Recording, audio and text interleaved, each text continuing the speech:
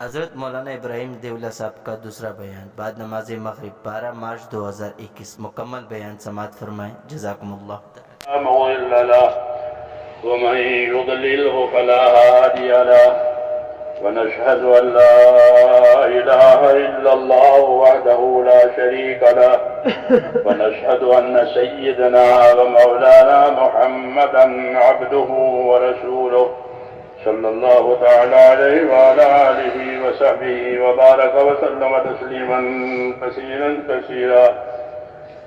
أما بعد فأعوذ بالله من الشيطان الرجيم. بسم الله الرحمن الرحيم. ومن أحسن قولا ممن دعا إلى الله وعمل صالحا وقال إنني من المسلمين. صدق اللہ العظیم.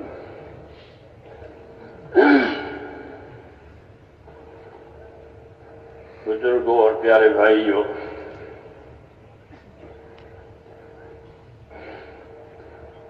اللہ تعالیٰ کی نعمتیں اور اس کے انعام اکرام وہ بندوں کی طرف بارش سے بھی زیادہ ہے، بہت، اور ہر آن بڑھتے ہی رہتے ہیں. انعام اکرام اپنی نعمتوں کو اور احسانوں کے نیچے فرمایا ہم نے تم کو ڈانٹ دیا.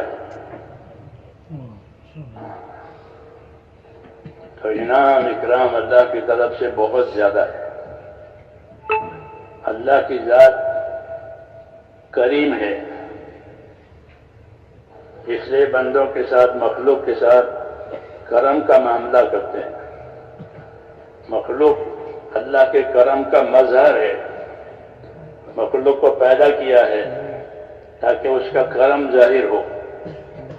من نہ کردم خلقتا سودے کنم بلکہ تابر بندگاں جودے کنم، کہ میں نے مخلوق اس لیے نہیں پیدا کی ہے کہ میں اس کے ذریعے سے کوئی اپنا فائدہ حاصل کروں. جس طرح حاکم اپنے حکومت سے مخلوق سے فائدہ حاصل کرتا ہے، اللہ کہتے ہیں میں ایسا نہیں ہوں، بلکہ میں نے مخلوق کو اس لیے پیدا کیا ہے تاکہ میں مخلوق پر اپنا کرم کروں، اپنی بخشش کروں، کیونکہ ہر مخلوق محتاج ہے. ہر مخلوق محتاج ہے، ان کے حاجتیں الگ الگ ہیں. خاص طور سے انسان وہ بہت کمزور ہے.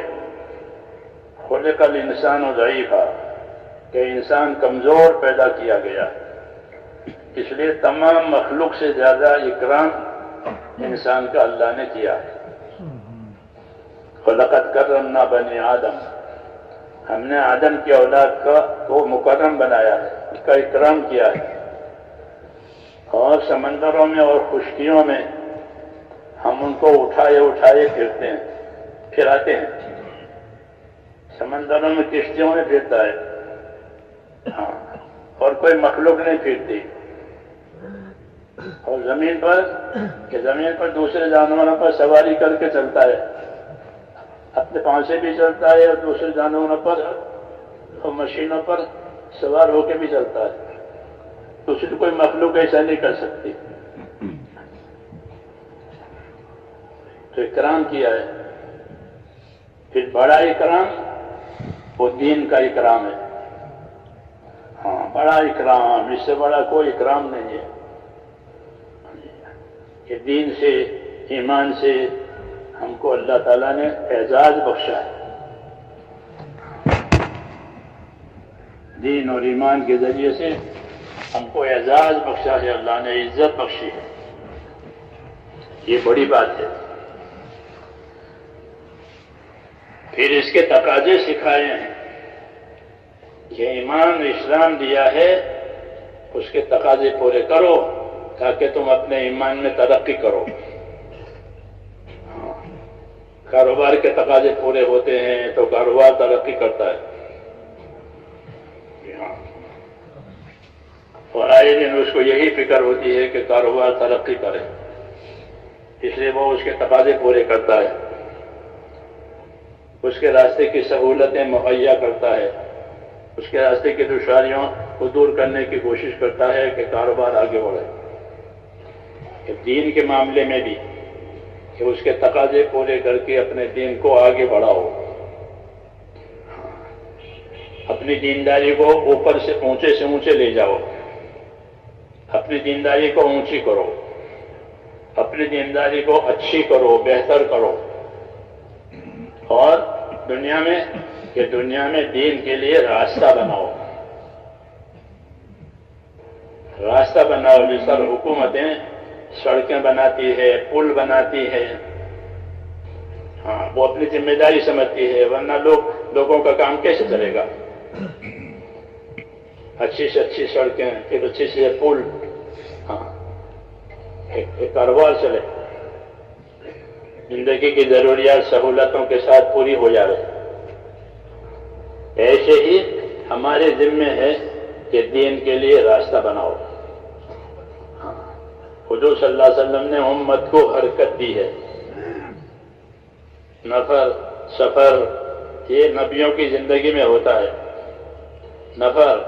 نفر کے معنی سفر کرنا، نکلنا اپنی جگہ سے، تو ان کی زندگیوں میں نفر ہے، سفر ہے، ہجرت ہے، یہ حرکت دی ہے کہ اس کی وجہ سے دین کے راستے بنیں گے، لوگ چلیں گے اس پر۔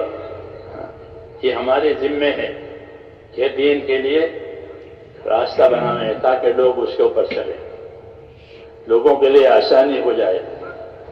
صحابہ کرام کو جب کسی ملک میں بھیجتے تھے تو ذمہ داریاں سمجھاتے ہیں، جس طرح آپ حضرات روانگی کی باتیں سمجھاتے ہیں، ایسے ان کو ذمہ داری کی باتیں سمجھاتے تھے، یوں کرنا، اور ایک بات اور فرماتے تھے کہ یسرا ولا تعسرا، بشرا ولا تنفرا، کہ دیکھو لوگوں سے کام لینا ہے، لوگوں میں کام کرنا ہے، لیکن آسان طریقے سے کرو، اور لوگوں کے حوصلے بڑھا کر کرو، بشارتیں سناؤ۔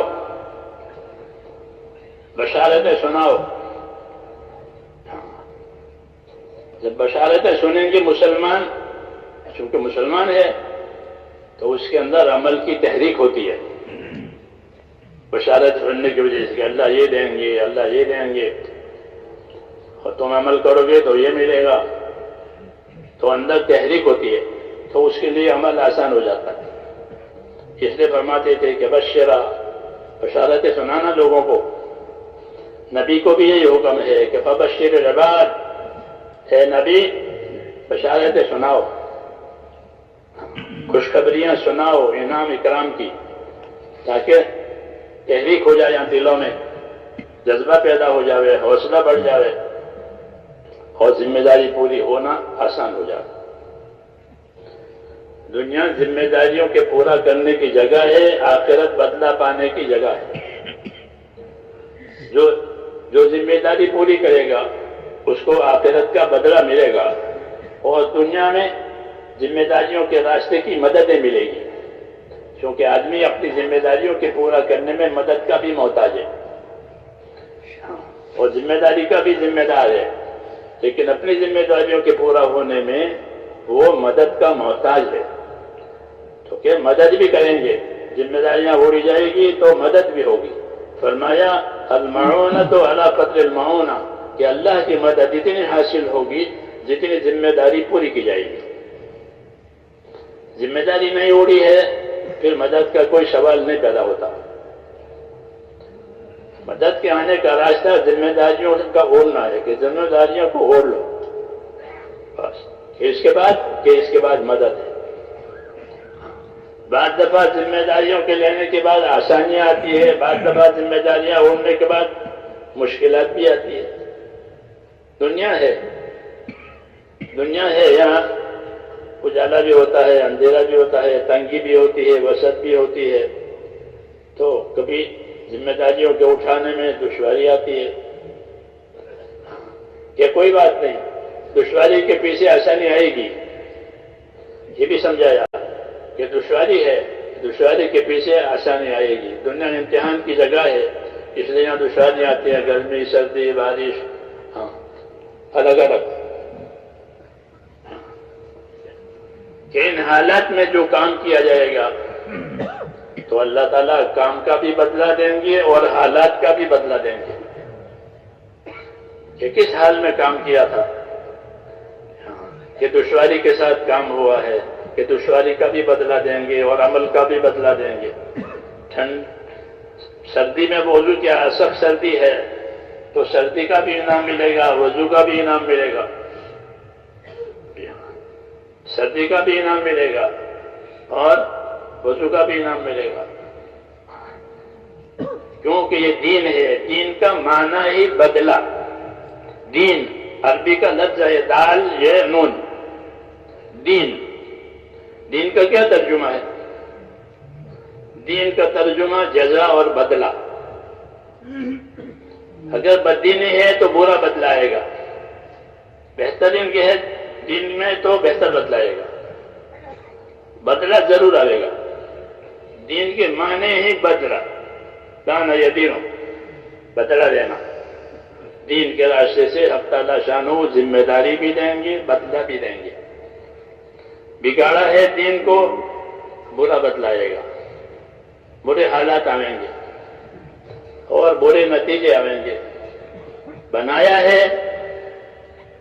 کہ اچھے حالات آئیں گے، اچھا بدلہ ملے گا. بدلہ تو ہے ہی. اللہ کی صفت ہے دیان. اللہ کی صفت کیا ہے؟ دیان. جیسے غفار، ستار، رحمان، ایسے دیان. کہ دیان کا کیا مطلب ہے؟ کہ دیان کا مطلب ہے بدلہ چکانے والا. قیامت میں اللہ اعلان کرے انا دیان، میں بدلہ چکانے والا ہوں. اس لیے ذرے ذرے کا حساب ہوگا. ایک ذرے کے برابر نیکی ہے کہ ہاں لے آؤ، ایک ذرے کے برابر بدی ہے کہ بھوگ دو. کیوں؟ فرمایا انا دیان، میں بدلہ چکانے والا ہوں، یہاں انصاف کرنے والا ہوں.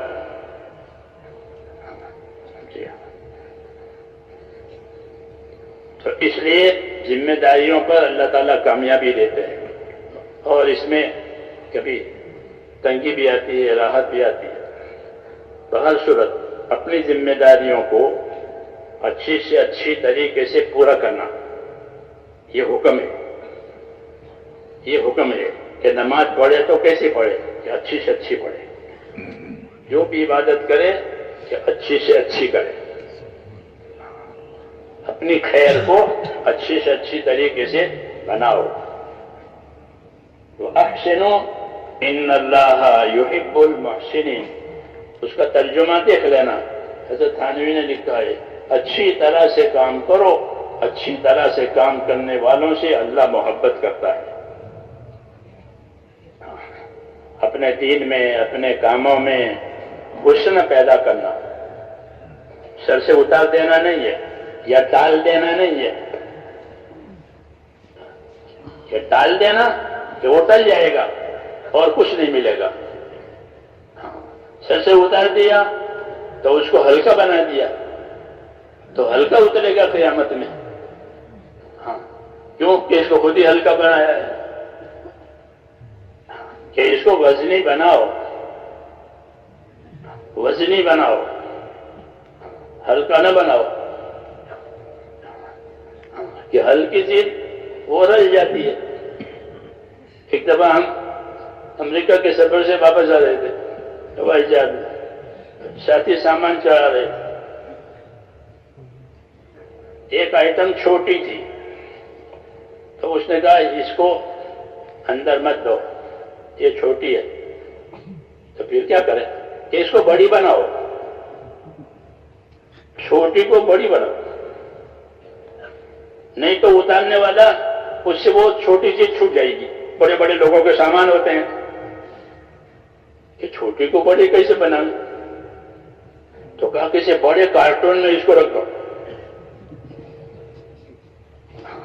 تو پھر وہ نظر سے اوجھل نہیں ہوگا بڑا کارٹون تو تمہاری چھوٹی آئٹم تو اس کی نظر سے اوجھل رہے گی. یہ نصیحت کی. ارے کہ اپنے تجربے ہوتے ہیں نا. تو ایسے ہی عمل کہ اپنے عمل کو وزنی بناؤ, اس میں خوبی پیدا کرو.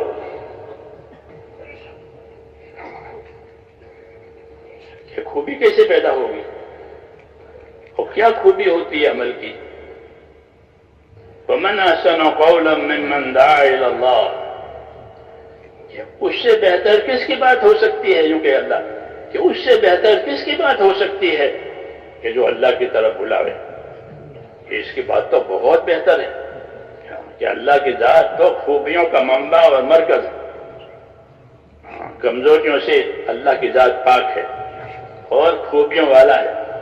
ان حمید مجید, اللہ کا نام حمید مجید.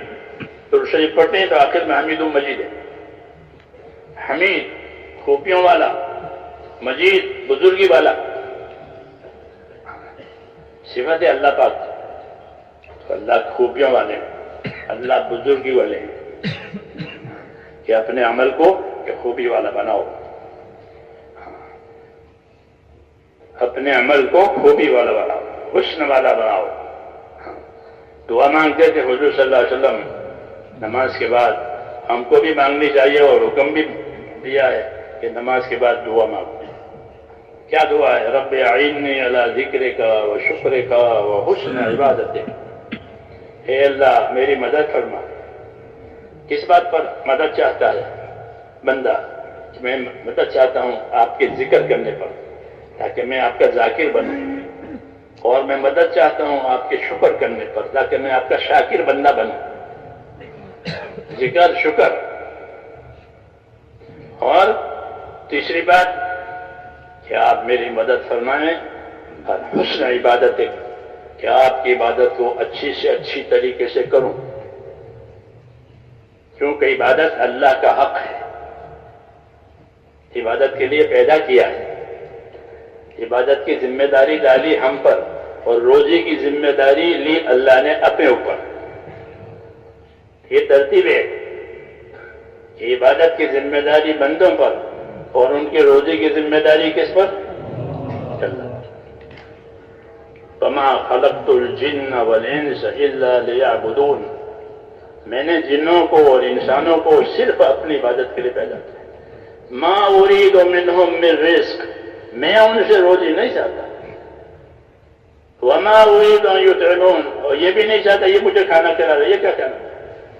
ان اللہ هو الرزاق ذو القوة المتین. کہ اللہ, رب اللہ سے کہا ان اللہ, اپنا ذاتی نام ہے اللہ کا, کہ اللہ کہ وہ تو بہت روزی دینے والا ہے اور بڑی طاقتور اس کی ہستی ہے. اس لیے روزی تم سے روزی نہیں چاہتا تم سے. تم عبادت کرو, روزی کا مسئلہ ہمارے ہاتھ میں. تو میں ان کا عبادت کی ذمہ داری ہم پر ڈالی, روزی کی ذمہ داری اپنے ذمہ لی. یہ احسان ہے اللہ تعالیٰ کا. تو اس لیے حضور فرماتے ہیں حسن عبادت, کہ میں آپ کی عبادت اچھی سے اچھی کروں, اس کے لیے میری مدد فرما, میرا ہاتھ بٹا. اعانت کہ میرا ہاتھ بٹا. ہاتھ بٹانے کو کہتے ہیں, کرنا تو ہے ہی, کوئی بھاری کام ہو گیا میرا ہاتھ بٹاؤ, تو مجھے کرنا تو ہے ہی ہے, لیکن آپ اچھی سے اچھی عبادت کرنے میں میرا ہاتھ بٹاؤ. تو میرے دوستو, عمل میں چاہے دعوت کا عمل ہو, عبادت کا عمل ہو, کوئی عمل کہ وہ خوبی والا ہونا چاہیے. خوبی والا ہونا چاہیے. کہ اس کی کیا خوبی ہے؟ کہ سب سے پہلے اس کی خوبی, عمل کی خوبی, نیت کی خوبی. اچھی سے اچھی نیت سے کام کرے, یہ پہلی خوبی ہے. کہ اپنی نیتوں کو اچھا سے اچھا بناؤ. کوئی فالتو غرض عمل کے پیچھے نہ ہو, بلکہ نیت اچھی سے اچھی ہو. کہ اچھی سے اچھی نیت کیا؟ تو صحابہ کے بارے میں اللہ نے فرمایا کہ ان کے ارادے اور ان کی چاہت جو نیت کی وجہ سے ہوتی ہے وہ کیا ہوتی تھی؟ تو فرمایا کہ یبتغون فضلا من اللہ ورضوانہ، کہ وہ حضرات کیا چاہتے تھے کہ وہ اللہ کا فضل ایک تو چاہتے تھے اور ایک اللہ کی خوشنودی چاہتے تھے کہ بس آپ فضل فرما دیں اور ہم سے ہمیشہ کے لیے راضی ہو جائیں۔ تو ہمیشہ اللہ راضی رہے اور اللہ کو راضی کرنے کے لیے کام کرے، یہ نیت کی خوبی ہے۔ اس کا استحضار و دھیان کرے کہ میں یہ کام اللہ تعالیٰ کو راضی کرنے کے لیے کروں۔ نیت کی وجہ سے عمل عبادت بنتا ہے، نیت نہیں ہے تو عادت بنتا ہے۔ جیسے ہم چائے پی لیتے ہیں، کھاتے پی لیتے ہیں، کوئی نیت نہیں، عادت ہے، کھاتے پیتے ہیں۔ اور نیت کرے تو کہ نیت کرے تو وہ عمل بن جاتا ہے۔ اس لیے نیت کی خوبی سب سے پہلے کہ نیتوں کو اچھی سے اچھی اور اونچی سے اونچی اور اچھی سے اچھی نیت بناؤ، آدمی کو وہ ملے گا جو اس کی نیت میں ہوگا۔ تو حسن نیت کہ اچھی نیتوں کے ساتھ کام کیا جائے، اللہ کو خوش کرنا ہے، اللہ کے بندوں کے ساتھ ہمدردی کرنی ہے، کیونکہ انبیاء کرام علیہ الصلوۃ والسلام کا یہی طور طریقہ ہوتا تھا کہ وہ کام کو صرف اللہ کے لیے کرتے، اپنی قوم سے کہتے تھے دیکھو میں کام کرتا ہوں، محنت کرتا ہوں، تمہاری خدمت بھی کرتا ہوں، لیکن میں تم سے کچھ نہیں چاہتا، مجھے تم سے کچھ نہیں لینا ہے، تم میرا اجر جو ہے اور میرا بدلہ وہ اللہ کے ذمہ ہے، نہ مجھے تمہارے مال میں شرکت کرنی ہے، نہ تمہاری حکومت میں شرکت کرنی ہے، نہ تمہاری جائیداد میں شرکت کرنی ہے، مجھے نہیں چاہیے تمہاری چیز، مجھے تمہاری چیز نہیں چاہیے، ہاں تم میری بات لے لو، کیوں کہ میں اس کو اللہ کے لیے کرتا ہوں اور تمہاری بھلائی چاہتا ہوں۔ تو نیت میں مخلوق امت کی ہمدردی، جس طرح نیت میں اللہ تعالیٰ کی رضامندی چاہنا، اس طرح دین کے کام کرنے والے اپنی نیتوں میں امت کی ہمدردی کی نیت کرے کہ امت کے ساتھ ہمدردی کرنی ہے، امت کے ساتھ بھلائی کرنی ہے، اور اپنے دین کی نصرت کی نیت کرے کہ یہ کام میں اللہ کے دین کی نصرت کے لیے کر رہا ہوں، تو نصرت کا بھی اجر ملے گا، امت کے ساتھ خیرخواہی اور ہمدردی کا بھی اجر ملے گا، اللہ کو خوش کرنے کا بھی اجر ملے گا۔ حسن نیت، اپنی نیتوں کو اچھی سے بناؤ کہ جو مخلصین ہوتے ہیں، اخلاص والے ہوتے ہیں، وہ ہدایت کے چراغ ہوتے ہیں، جیسے چراغ سے روشنی ہو رہی ہے، ایسے مخلصین کی وجہ سے کہ حق کی روشنی پھیلے گی، باطل کا اندھیرا ٹلے گا۔ المخلصون ہم مصابیح الہدی، کہ جو مخلصین ہیں وہ ہدایت کے چراغ ہیں، اور ہونے کی وجہ سے دنیا کے فتنے چھٹیں گے، جس طرح اغراض والوں کے ذریعے سے فتنے سمیٹ کر آتے ہیں، حدیثوں میں ہے کہ فتنے سمیٹ کر آئیں گے جیسے رات کا اندھیرا، جتنی رات گزرے گی اتنا اندھیرا کبھی ہوگا، ایسے فتنے۔ لیکن جب مجمع مخلصین کا ہوگا، اخلاص والے کچھ نہیں چاہتے، صرف اللہ کو چاہتے ہیں اور اس کے کام کو چاہتے ہیں اور لوگوں کی ہمدردی چاہتے ہیں، لوگوں سے اپنی تعریف، اپنی بڑائی، اپنا مقام، کچھ نہیں، کہ لوگ معتقد بنے کہ نہیں، لوگوں کو معتقد نہیں بنانا ہے، لوگوں کو اللہ سے جوڑنا ہے، اپنے ذات سے نہیں جوڑنا ہے۔ ہاں، نبیوں کا یہ طریقہ ہے کہ لوگ اللہ سے جڑ جائیں، جب لوگ اللہ سے جڑ جاتے ہیں تو اللہ تعالیٰ نبی کو واپس بلا لیتے ہیں کہ کام ہو گیا۔ ابو بکر رضی اللہ تعالیٰ نماز پڑھا رہے ہیں بیماری میں، اور لوگ آپ کے پیچھے نماز پڑھ رہے ہیں، تقریباً 17 نمازیں پڑھائی بیماری میں۔ تو امت جو ہے اپنے کام کو لے کر کے اپنے ذمہ دار کے ساتھ جڑ گئی، اللہ نے اپنے نبی کو بلا لیا کہ آپ کا کام ہو گیا۔ کہ لوگ اللہ کی طرف متوجہ ہو گئے، متوجہ ہونے والے بھی ہو گئے اور متوجہ کرنے والے بھی پیدا ہو گئے. اب آپ آ جائیے، آپ کا کام ہو گیا ہے. کیوں کہ یہ سب مخلص ہیں، لوگوں اپنی ذات سے نہیں جوڑتے ہیں کہ لوگ میرے کمال کا اقرار کریں کہ نہیں. کمال تو اللہ کی ذات میں ہے بس. خیر کہ اللہ کے خزانے میں ہے، اس لیے اللہ سے جڑنا ہے اور لوگوں کو اللہ سے جوڑنا. یہ مخلص ہیں. اخلاص والے جو ہوتے ہیں یہ ہدایت کے چراغ ہیں، ان کے ذریعے سے حق کی روشنی پھیلے گی اور فتنے، ان کے ذریعے سے فتنے ختم ہو جائیں. تو حسن نیت کہ اپنے کام میں خوبی پیدا کرنے میں پہلی منزل کہ وہ اپنے نیتوں کو اچھی سے اچھی بناؤ. ہاں، مخلصین کے ساتھ رہو، سچوں کے ساتھ رہو. ہاں، سچوں کے ساتھ، اخلاص والوں کے ساتھ رہنے سے اخلاص ملتا ہے. اخلاص کہاں ملے گا؟ ایک تو اچھی صحبت میں ملے گا.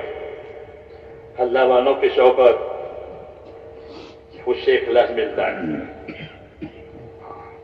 اس سے اخلاص ملتا ہے. اور دوسرا درجے میں اخلاص ملتا ہے اللہ کی بتائی ہوئی بات میں لگے رہنے سے. بات پر اور کام پر لگے رہے. حضرت جی فرماتے تھے لگے رہو، اخلاص بھی آتا رہے گا. اس طرح ایک پھل آم کا وہ اپنے پیڑ سے لگا رہتا ہے. پہلے چھوٹا ہوتا ہے، پھر دھیرے دھیرے بڑھتا ہے، پھر اس کی سائز پوری ہو جاتی ہے، پھر اس کا رنگ بدلتا ہے، پھر اندر سے اس کا ذائقہ بدلنا شروع ہوتا ہے تو اس کی خوشبو پیدا ہو جاتی ہے، پھر رنگ بدلتا ہے. لوگ سونگھ کر خریدتے ہیں کہ اندر سے بھی ٹھیک ہو گیا اور باہر سے بھی ٹھیک ہو گیا. کیوں کہ مسلسل درد کے ساتھ لگا رہا. فرماتے تھے کہ لگے رہو، لگے رہو، اخلاص بھی آتا رہے گا. یہ تربیت کی بات فرمائی ہے. حالات آتے ہیں آدمی کے کام میں لگنے پر، اچھے برے. کبھی بھاری حالات آتے ہیں، کبھی ہلکے حالات آتے ہیں مختلف جگہ سے، لیکن فرمایا لگے رہو. اگر کٹ کر تو وہ پھل نیچے گر جاتا ہے، پھر اس کی کوئی حیثیت نہیں ہوتی. وہ کٹ گیا، نیچے گر گیا. ایسا کوئی آدمی کام سے کٹ گیا کہ اب اس کی کوئی حیثیت نہیں رہی، بلکہ جو پھل ٹوٹ کے نیچے گرا ہے، جو آتا ہے تو اس کو جھاڑو دے کر باہر پھینک دیتا ہے. جھاڑو میں آ جاتا ہے، بازار میں نہیں آتا، جھاڑو میں. کیوں؟ یہ کٹ گیا ہے. فرماتے تھے کہ لگے رہو، اخلاص بھی آتا رہے گا. جیسے وہ پھل آم کا میں نے کہا کہ وہ لگا رہا ہے تو وہ اپنی ترقی پر جاتا ہے، پھر وہ پک جاتا ہے اور کھانے کے لائق، خریدنے کے لائق، بازار میں لانا کے لائق، ملکوں میں بھیجنے کے لائق، خیر کے پھیلنے کا اور شر کے مٹنے کا ذریعہ بنا رہے. جیسے نبوت ہوتا ہے نبی، کہ نبی کے ذریعے سے خیر آتی ہے، شر ختم ہے. مکہ فتح ہو گیا تو حضور یہ قل جاء الحق وزهق الباطل، حق آ گیا، باطل مٹ گیا. باطل کو تو مٹنا ہی مٹنا ہے. نبی خیر کا ذریعہ ہوتا ہے، حق کے پھیلنے کا ذریعہ ہوتا ہے. تو اچھی نیت، اپنی نیتوں کی نگرانی کریں کہ تو کہاں نیت کے دل کا رخ کس طرف ہے. اگر دل کا رخ غیر خدا کی طرف ہے تو اخلاص ختم. کہ دل کا رخ غیر خدا کی طرف نہیں، مجھے کوئی دیکھتا ہے، مجھے کوئی کیا کہے گا، مجھے کچھ نہیں، کچھ نہیں. اللہ دیکھتا ہے، اللہ دینے والا ہے، اللہ حساب لینے والا ہے. ہاں، تو دل کا رخ اللہ کی طرف ہو جاتا ہے. جب آدمی سیدھا چلتا ہے تو اللہ تعالیٰ اس کے دل کو بھی سیدھا کر دیتے ہیں. پھر اس کے اخلاص کی وجہ سے اس کے عمل کی قیمت بڑھ جاتی ہے. تو ایک خوبی اپنے کام میں اخلاص کی ہے. کہ اپنی نیتوں کو مخلص، تو نیت کی خوبی، پھر اعمال کی خوبی کہ اعمال اچھے سے اچھے وجود میں آئے، اچھے اعمال۔ اللہ نے اعمال دیے ہیں ہم کو، اس کے طریقے دیے ہیں، جی ہاں، فرائض بھی ہے، نوافل بھی ہے، جی ہاں، واجبات بھی ہے، یہ سب اعمال دیے ہیں۔ اچھی نیت، اچھے اعمال، کوئی عمل ہلکا نہیں ہے، کوئی بھی عمل ہلکا نہیں ہے، اس کی بڑی قیمت ہے۔ اس لیے ہر نیک عمل کو کرنے کی حرص، فرمایا کہ کسی نیک عمل کو ہلکا مت سمجھو، کسی عمل کو ہلکا مت سمجھو، اس کا بدلہ اللہ کے ہاں بڑا ہے۔ اگر اپنے بھائی سے خندہ پیشانی سے مل سکو کہ مومن بھائی ہے، اس کو خندہ پیشانی سے مل کہ یہ بھی کرو، کہ یہ بھی عمل ہوگا، اس کا بدلہ ملے گا، اور جو بدلہ ملے گا وہ ہمیشہ کے لیے ملے گا۔ اخلاص والوں کو اچھی نیت، اچھے اعمال، اعمال کی تو اللہ کی طرف سے ہدایت ہوتی ہے، اس کے حکم ہوتے ہیں، نبی کے طریقے سے اس کے طریقے ہوتے ہیں، تو اللہ کا حکم اور نبی صلی اللہ علیہ وسلم کا طریقہ یہ آتا ہے تو وہ اعمال اچھے بنتے ہیں۔ اس لیے اس کا علم ہونا چاہیے کہ اللہ کا کیا حکم ہے اور اس کا نبی کا کیا طریقہ ہے، تاکہ وہ عمل اچھا بنے، نہیں تو رواجی ہو جائے گا۔ حکم کی رعایت نہیں ہے، طریقے کی رعایت نہیں ہے، نیت کی رعایت نہیں ہے، تو وہ رواجی چیز ہے۔ دین جب رواج میں آ جاتا ہے تو وہ دین برباد ہو گیا، اس کی حقیقت ختم ہو گئی۔ اس لیے یہ حکم ہے کہ اپنے اعمال کو یہ حکم والا، طریقوں والا، اخلاص والا، یہ اپنے اعمالوں کو بنانا ہے، اس کا علم ہمارے پاس ہونا چاہیے۔ تو نیت کی خوبی، عمل کی خوبی یہ اپنے اندر بنانی ہے۔ تیسری کہ اخلاق کی خوبی، اخلاق کی خوبی کہ اچھے اخلاق کا تعلق بندوں سے ہوتا ہے، نیت اور عمل کا تعلق اللہ سے ہوتا ہے، اللہ نیتوں کو اور عملوں کو دیکھتے ہیں، اور اخلاق کا تعلق بندوں سے ہوتا ہے، کہ اللہ کے بندوں میں بندے بن کر کے رہو، یہ فرماتے تھے حضرت کہ اخلاق بندوں میں بندہ بن کر رہو، نہ اپنی بڑائی ہے، نہ اپنی بڑائی تسلیم کروانی ہے، نہ کوئی حقیر ہے، نہ کسی کو حقیر جاننا ہے، حقدار کا حق دینا ہے، کہ اللہ کے بندوں میں بندہ بن کر کے رہنا۔ اخلاق، اپنی ذات سے فائدہ پہنچانا، دوسروں سے نفع کی امید نہیں رکھنا، اخلاق اسلام میں اس کی بڑی اہمیت ہے۔ رسول اللہ صلی اللہ علیہ وسلم کو اخلاق والا موضوع پورا اور کامل دیا ہے۔ انک لعلی خلق عظیم، کہ آپ اخلاق کے بہت اونچے معیار پر ہیں۔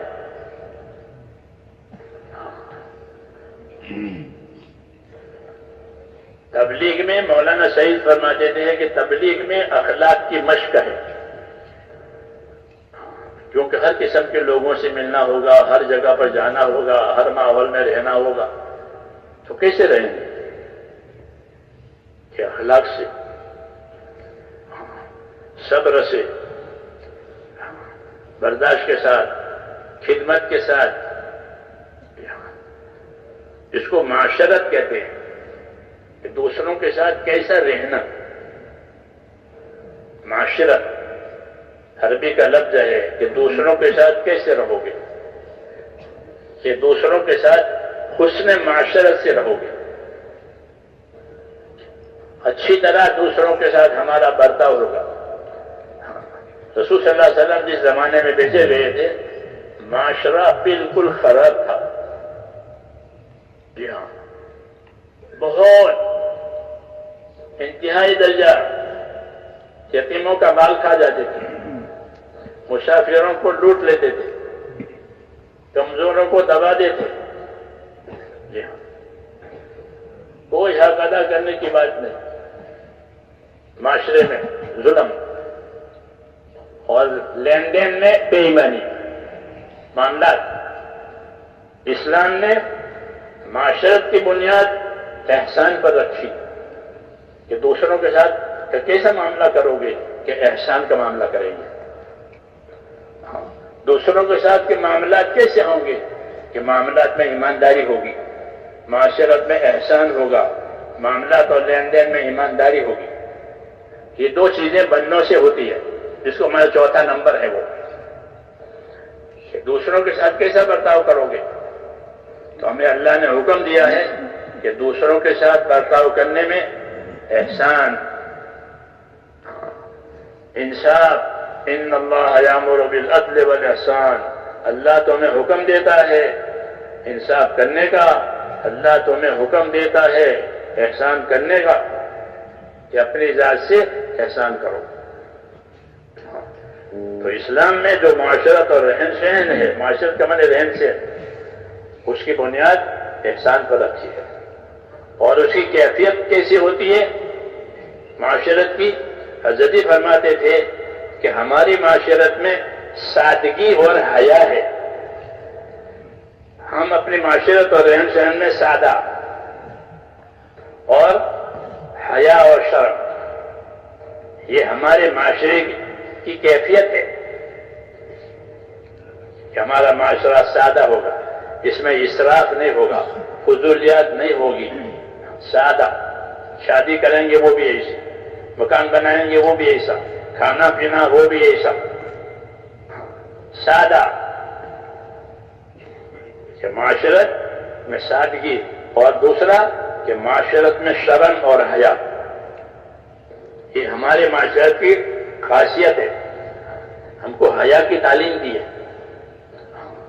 حیا کی تعلیم دی ہے, اور کہا حیا یہ ایمان کا شعبہ ہے, با حیا رہو.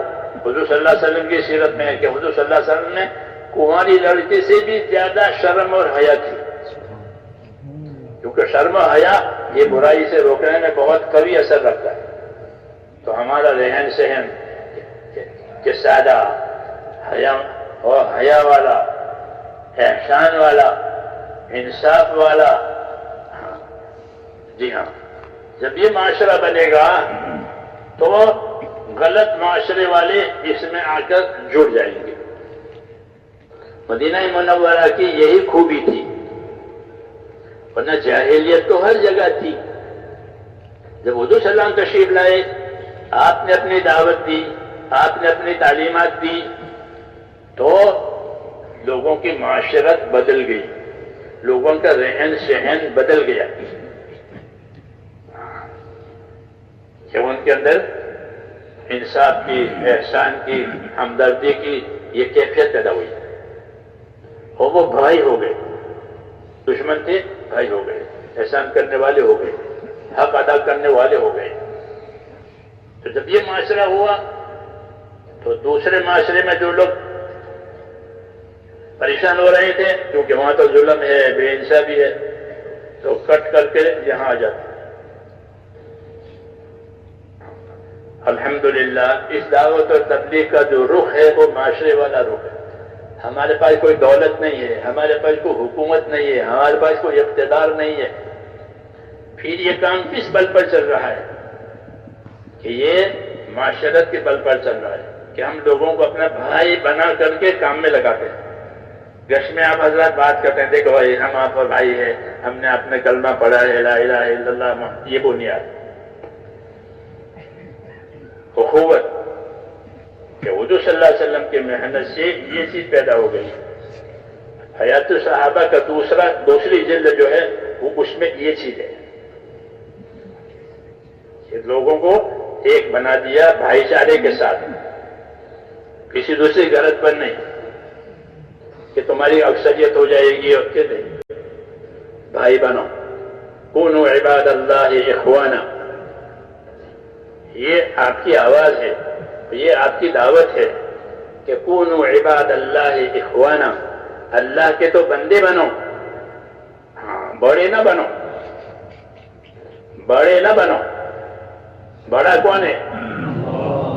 بڑا کون ہے؟ اللہ بڑا ہے۔ اللہ اکبر۔ زمینوں میں آسمانوں میں بڑائی صرف اللہ کی ذات کے لیے ہے۔ وَلَهُ الْكِبْرِيَاءُ فِي السَّمَاوَاتِ وَالْأَرْضِ، اللہ ہی کے لیے بڑائی ہے آسمانوں میں بھی اور زمینوں میں، اور اللہ ہی معبود ہے آسمانوں میں بھی اور زمینوں میں بھی۔ تو بڑائی کہ بڑائی یہ تو اللہ کے لیے اور کسی کے لیے نہیں ہے۔ جو بڑائی جو اپنے اندر بڑائی لاوے گا اللہ اس کو نیچا کرے گا، وہ اللہ سے مقابلہ کر رہا ہے، کیونکہ بڑائی میں کوئی شریک نہیں ہے۔ جو اپنے آپ کو بڑا بناوے کہ وہ ذلیل ہوگا خدا کی بڑائی کے سامنے۔ کل کبریا اور ردائی کہ بڑائی یہ تو میرا پوشاک ہے، میری چادر ہے۔ اب جو بڑائی اختیار کرتا ہے وہ میرے پوشاک کو کھینچتا ہے۔ یہ فرمایا کہ جو بڑا بنتا ہے کہ وہ گویا میرے پوشاک کو، میرے چادر کو کھینچ رہا ہے۔ اندازہ لگاؤ کسی کا لباس کھینچے، اس لیے بڑائی کسی کا حق نہیں ہے سوائے اللہ کے۔ اس لیے نبی کی دعوت ہے کہ کونوا عباد اللہ اخوانا، اللہ کے تو بندے رہو، ہر وقت اس کے سامنے جھکے رہیں، اس کی خدائی کے سامنے جھکنا، کہ اللہ کو جھکنا پسند ہے۔ سجدے میں بندہ ہوتا ہے تو وہ سب سے زیادہ اللہ سے قریب ہوتا ہے۔ سجدے کی آیت پڑھی اور سجدہ کیا، قرآن شریف میں سجدے کی آیتیں ہیں۔ سجدے کی آیت پڑھ کر کے جب بندہ سجدہ کرتا ہے تو شیطان دور جا کر کے روتا ہے، حدیثوں میں ہے کہ کیوں کہ امر ابن آدم بالسجود فسجد فلہ الجنہ، کہ آدم کے بیٹے کو سجدے کا حکم ہوا، وہ سجدہ کرتا ہے اس کے جنت ہے، مجھے سجدہ کا حکم ہوا میں نے انکار کیا تو میں مردود ہو گیا۔ سجدے کی قدر ہے اللہ کے ہاں، وہ بھی جانتا ہے۔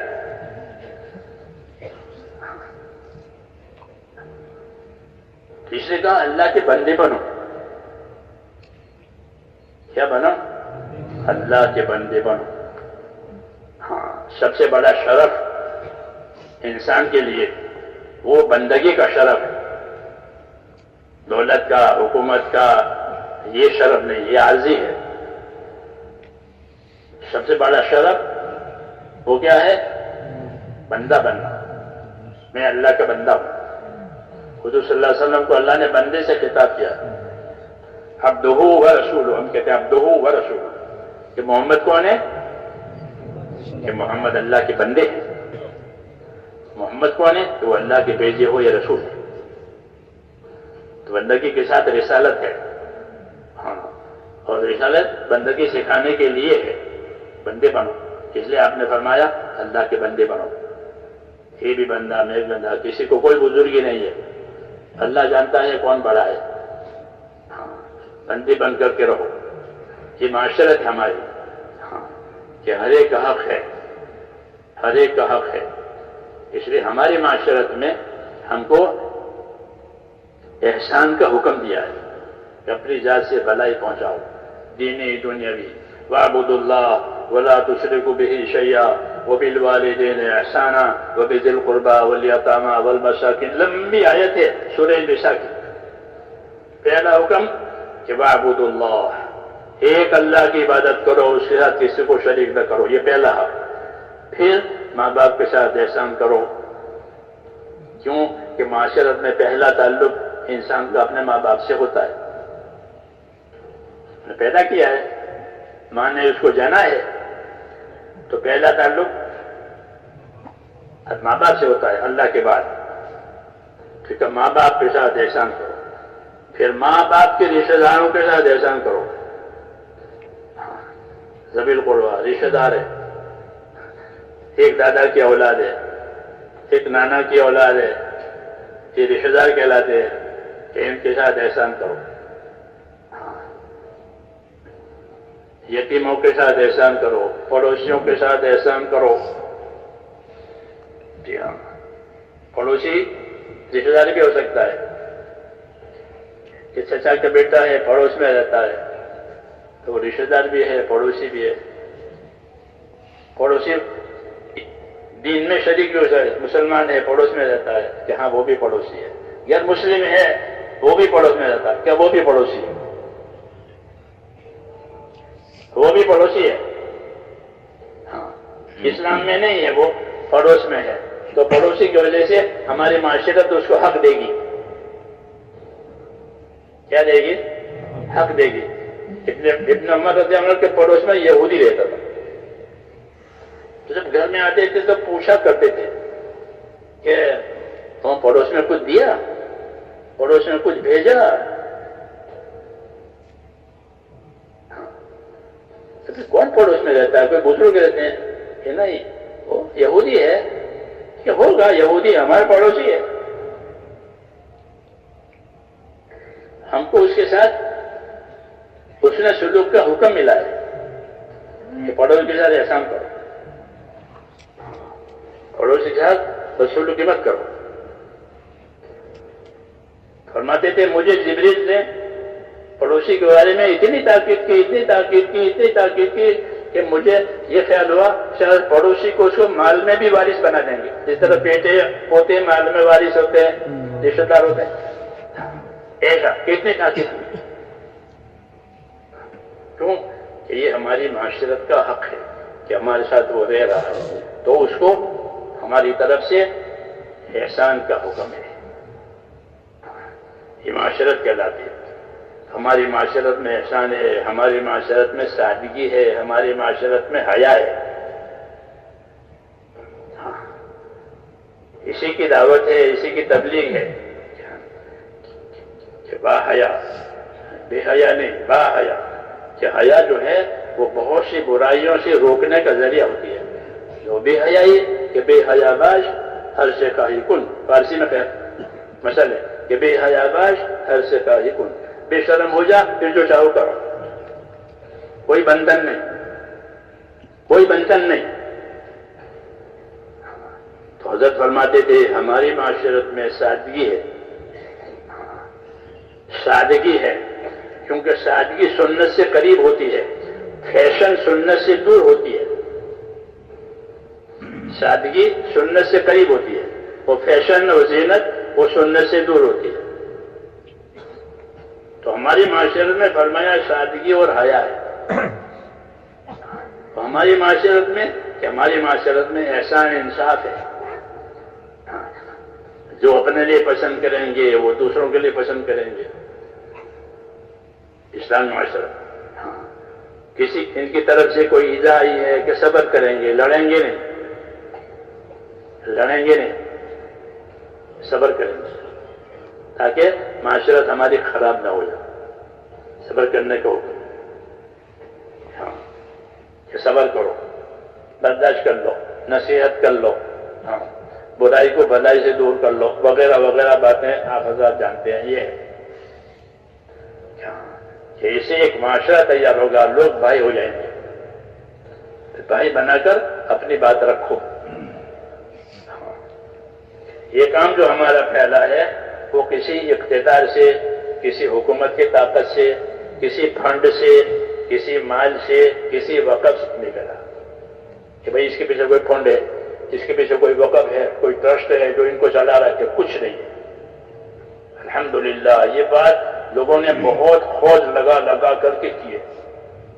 آخر تو معلوم ہوا کہ کچھ نہیں ہے، یہ اپنے مال جان سے چلتے ہیں، ان کو کوئی طاقت نہیں چلا رہی ہے، اور پھر ان کے ذریعے سے بھلائی پھیل رہی ہے. جیلوں میں جماعتیں جاتی ہیں، جیل میں، کیونکہ جیل میں تو گنہگار لوگ ہی ہوتے ہیں، تو جیل میں کام ہوتا ہے. جیل میں قیدی نمازی بن جاتے ہیں، دین سیکھتے ہیں، رمضان آتا ہے تو روزے بھی رکھتے ہیں، تراویح بھی پڑھتے ہیں. ہاں اچھی کارگزاری ہے، اور وہ بھی پسند کرتے ہیں. حالانکہ وہ جیل کے سارے افسران جو ہے وہ تو سب سارے کے سارے غیر ہیں، لیکن بھائی جو چیز اچھی ہوتی ہے وہ تو سب کو اچھی لگتی ہے. انسان تو ہے ہی وہ. جیل میں یہ معاشرہ تیار ہوتا ہے، نمازیں پڑھتے ہیں، دین سیکھتے ہیں، رمضان آتا ہے تو روزے رکھتے ہیں، تراویح پڑھتے ہیں، تو ان کو یہ معاشرہ اچھا لگتا ہے۔ تو ایک جگہ شادی کام کر رہے تھے تو وہ جیل کے افسر کہنے لگے کہ رمضان میں بہت سکون ہوتا ہے، جب آپ لوگ روزے رکھتے ہو تو وہ مہینہ بہت سکون کا، نہیں تو یہ لڑتے ہیں قیدی، رمضان میں سکون ہوتا ہے۔ تو کہنے لگا سارا سال رمضان بناؤ۔ وہ افسر یہ کہہ رہے کہ سارا سال رمضان بناؤ۔ یہ بات دراصل حضور صلی اللہ علیہ وسلم کی بات ہے۔ حضور نے فرمایا، فضائل رمضان میں پڑھا ہوگا، کہ میری امت کو حقیقت معلوم ہو جائے کہ رمضان کیا چیز ہے تو میری امت تمنا کرے گی کہ سارا سال رمضان رہے۔ جی ہاں، وہ اس کی سمجھ میں آئی یہ بات، کیونکہ حق ہے، حق تو سمجھ میں آتا ہے کہ وہ یہ کہہ رہا ہے ساتھیوں سے کہ سارا سال رمضان بھر سکون رہتا ہے۔ تو یہ کام ہمارا، اس کی بڑی بنیاد یہی ہے کہ معاشرت پر چل رہا ہے، کوئی اس کے پیچھے نہیں ہے سپورٹ، جیسے دنیا کی تحریکوں کے پیچھے سپورٹ ہوتے ہیں، وہ ہمارے پاس کچھ نہیں ہے۔ ہمارا مال ہے، ہماری جان ہے، ہمارا دین ہے، غریب ہو تو پیدل چلے گا، یا پیدل چلنے کا تقاضا ہوتا تو پیدل چلے گا، کیوں کہ کام کرنا ہے، آخرت بنانی ہے، موت کے بعد کی زندگی دیکھنی ہے، وہ اصل ہے۔ تو پھر اسے یہ معاشرہ تیار ہوتا ہے، یہ بھائی بن جاتے ہیں لوگ، ان میں دینی محبتیں ہوتی ہیں، ان کو کنٹرول نہیں کرنا پڑتا۔ یہ دیکھو ہزاروں آدمی بیٹھے ہیں، ان کو کوئی کنٹرول نہیں، ان کو کنٹرول کرنا، جہاں کوئی بڑی گیدرنگ ہوتی ہے، بڑا مجمع، تو کنٹرول کرنا پڑتا، یہ نہیں، کوئی کنٹرول نہیں، یہ کنٹرول میں ہے۔ کیوں کہ ان کا معاشرہ ہے، جی ہاں، کہ ہمارے اپنے معاشرے میں ہمیں ایسا رہنا ہے، ایسا رہنا ہے، ایسا رہنا ہے، ہاں، بھائی بن کر کے رہ رہے ہیں، تو یہ بھائی بندی کا کنٹرول ہے، دوسرا کوئی کنٹرول نہیں۔ حضور نے لوگوں کو بھائی بنایا، بس تم بنعمتہ اخوانا، کہ تم اللہ کی نعمت سے، انصار سے فرمایا تم دشمن تھے، اور تمہاری زندگی میں یہ فرق آیا کہ تم اللہ کی نعمت سے، یعنی محمد صلی اللہ علیہ وسلم سے، آپ کے دل سے تم بھائی ہو گئے، یہی اس کی تاثیر ہے۔ حضور فرماتے بھی یہی تھے کہ کونوا عباد اللہ اخوانا، کہ اللہ کے بندے رہو، آپس کے بھائی رہو، اللہ کے بندے بن کر اللہ کا حق ادا کرو، اس کے دین کا حق ادا کرو، اس کے دین کے مددگار بنو، اس کے دین کے لیے راستے بناؤ، جی ہاں، وہ بھائی بنو، کہ ان کے ساتھ ہمدردی کرو، ان کے ساتھ حسن سلوک کرو، ان کے ساتھ انصاف سے رہو، پھر یہ ایک ہو جائیں گے، اس کو معاشرت کہتے ہیں، کہ آپس کا رہن سہن صحیح ہو گیا، حق ادا کرنے والا ہو گیا، کہ بہت بڑی خرابیوں سے نجات ہو گئی۔ ورنہ جاہلیت کا معاشرہ بہت برا تھا، کوئی بدی باقی نہیں تھی جو اس معاشرے میں نہ ہوتی، تو اپنے معاشرے کو صاف کیا، جی ہاں، احسان پر اس کو لگایا، انصاف پر لگایا، ایسے ہی معاملات کو صاف کیا، لین دین،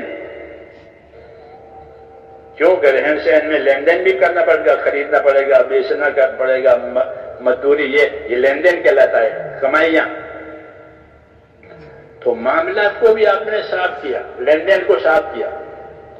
اسلام میں معاملات کی بنیاد امانت داری پر ہے، جس طرح معاشرت کی بنیاد احسان پر ہے، ایسے ہی معاملات کی بنیاد، لین دین کی بنیاد امانت داری پر ہے، کہ ہمارا لین دین امانت داری پر ہوگا،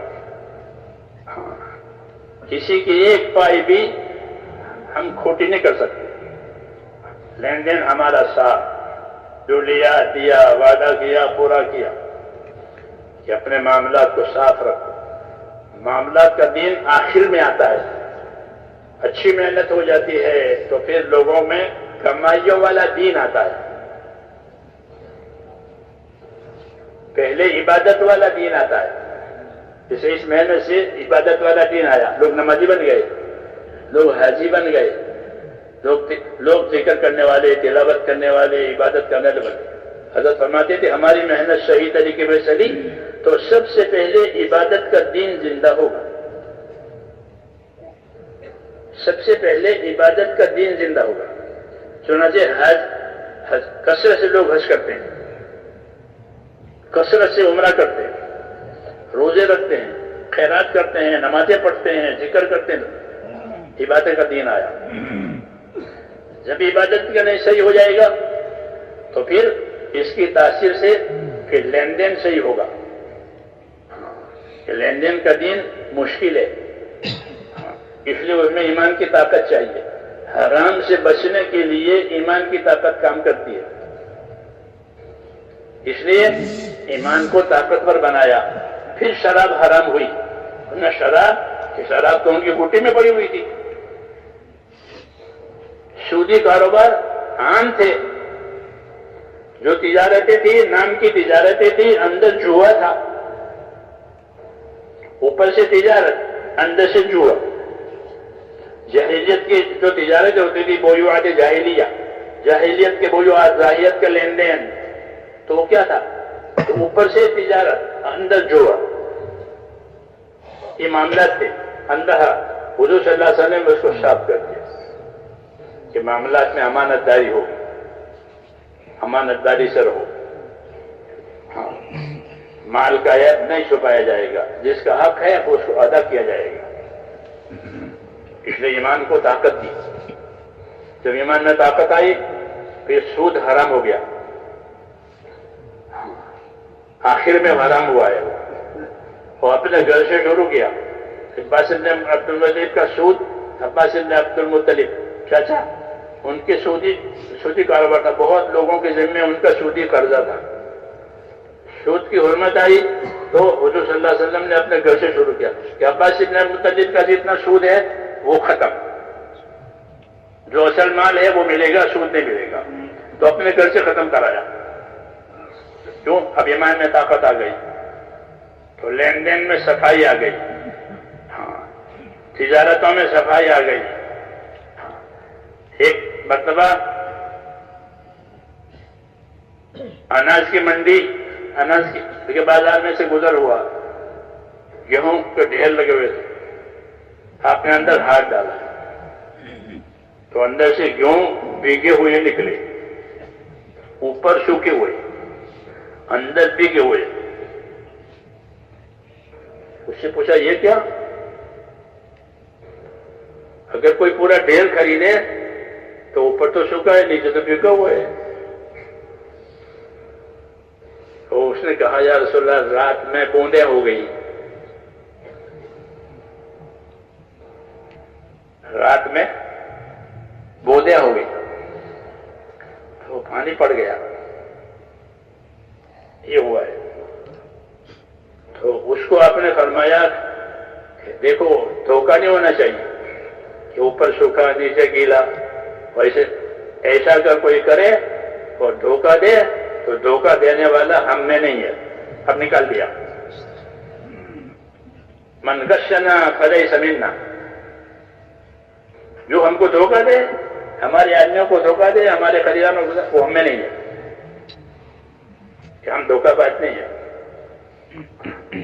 تو معاملات کی بنیاد امانت داری پر یہ سکھایا ہے۔ چوتھا نمبر ہمارا ہے معاشرت کی بنیاد احسان پر، معاملات کی بنیاد امانت داری پر۔ ہاں اس لیے فرمایا سچا اور ایماندار تاجر کل نبیوں کے ساتھ ہوگا، سچا اور ایماندار تاجر عرش الہی کے سائے میں ہوگا۔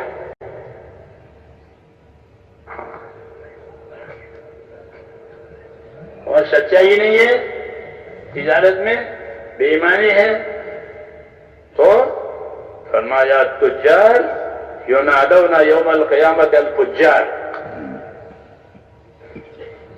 کہ تجارت میں بے ایمانی ہے تو فرمایا قیامت میں ان تاجروں کو پکارا جائے گا، اے بدکارو چلو آؤ تمہارا فیصلہ ہونا ہے۔ تاجر کو فاجر کہا جائے گا، فاجر اس کو کہتے ہیں جو کھلم کھلا بدکاری کرے، فاجر عورت، بازاری عورت، وہ درجے پر آیا ہو. ایک بازاری عورت ہوتے ہیں اس کو لوگ فاجر کہتے ہیں، بدکار عورت ہے. کہ یہ اور یہ کی لائن میں ہے. کیوں کہ وہ دیانت بیچ کر پیسہ کما رہی ہے، یہ بے ایمانی سے پیسہ کما رہا ہے، دونوں ایک لائن میں. اس لیے ان کو اس آواز سے پکارا جائے گا، التجار ینادون یوم القیامت الفجار. کہ ان کو اے فاجر ہو، اے بدکار ہو، چلو آؤ تجارت بگاڑیے. ہاں، جس طرح وہ عورت دیانت بیچ کر کے، عزت بیچ کر پیسہ کماتی ہے، یہ اپنی دیانت بیچ کر پیسہ کماتی ہے. اس لیے ان دونوں کا ایک ہی درجہ.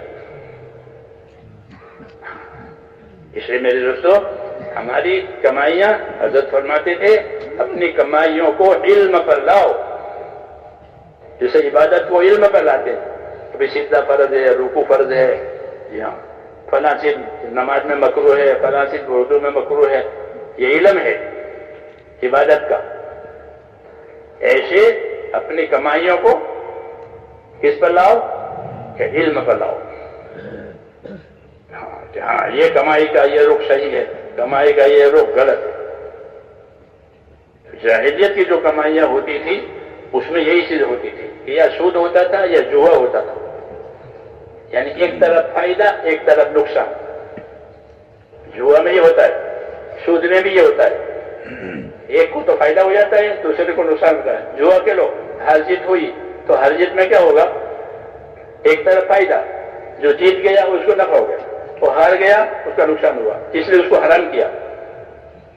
ایک طرف فائدہ ہو رہا ہے، ایک طرف نقصان ہو رہا ہے، یہ معاملہ نہیں چلے گا. اور تجارت میں ایسا نہیں ہے. تجارت میں دونوں کو فائدہ ہوتا ہے کہ گاہک کو اچھی چیز مل جاتی ہے اور تاجر کو اچھا نفع مل جاتا ہے.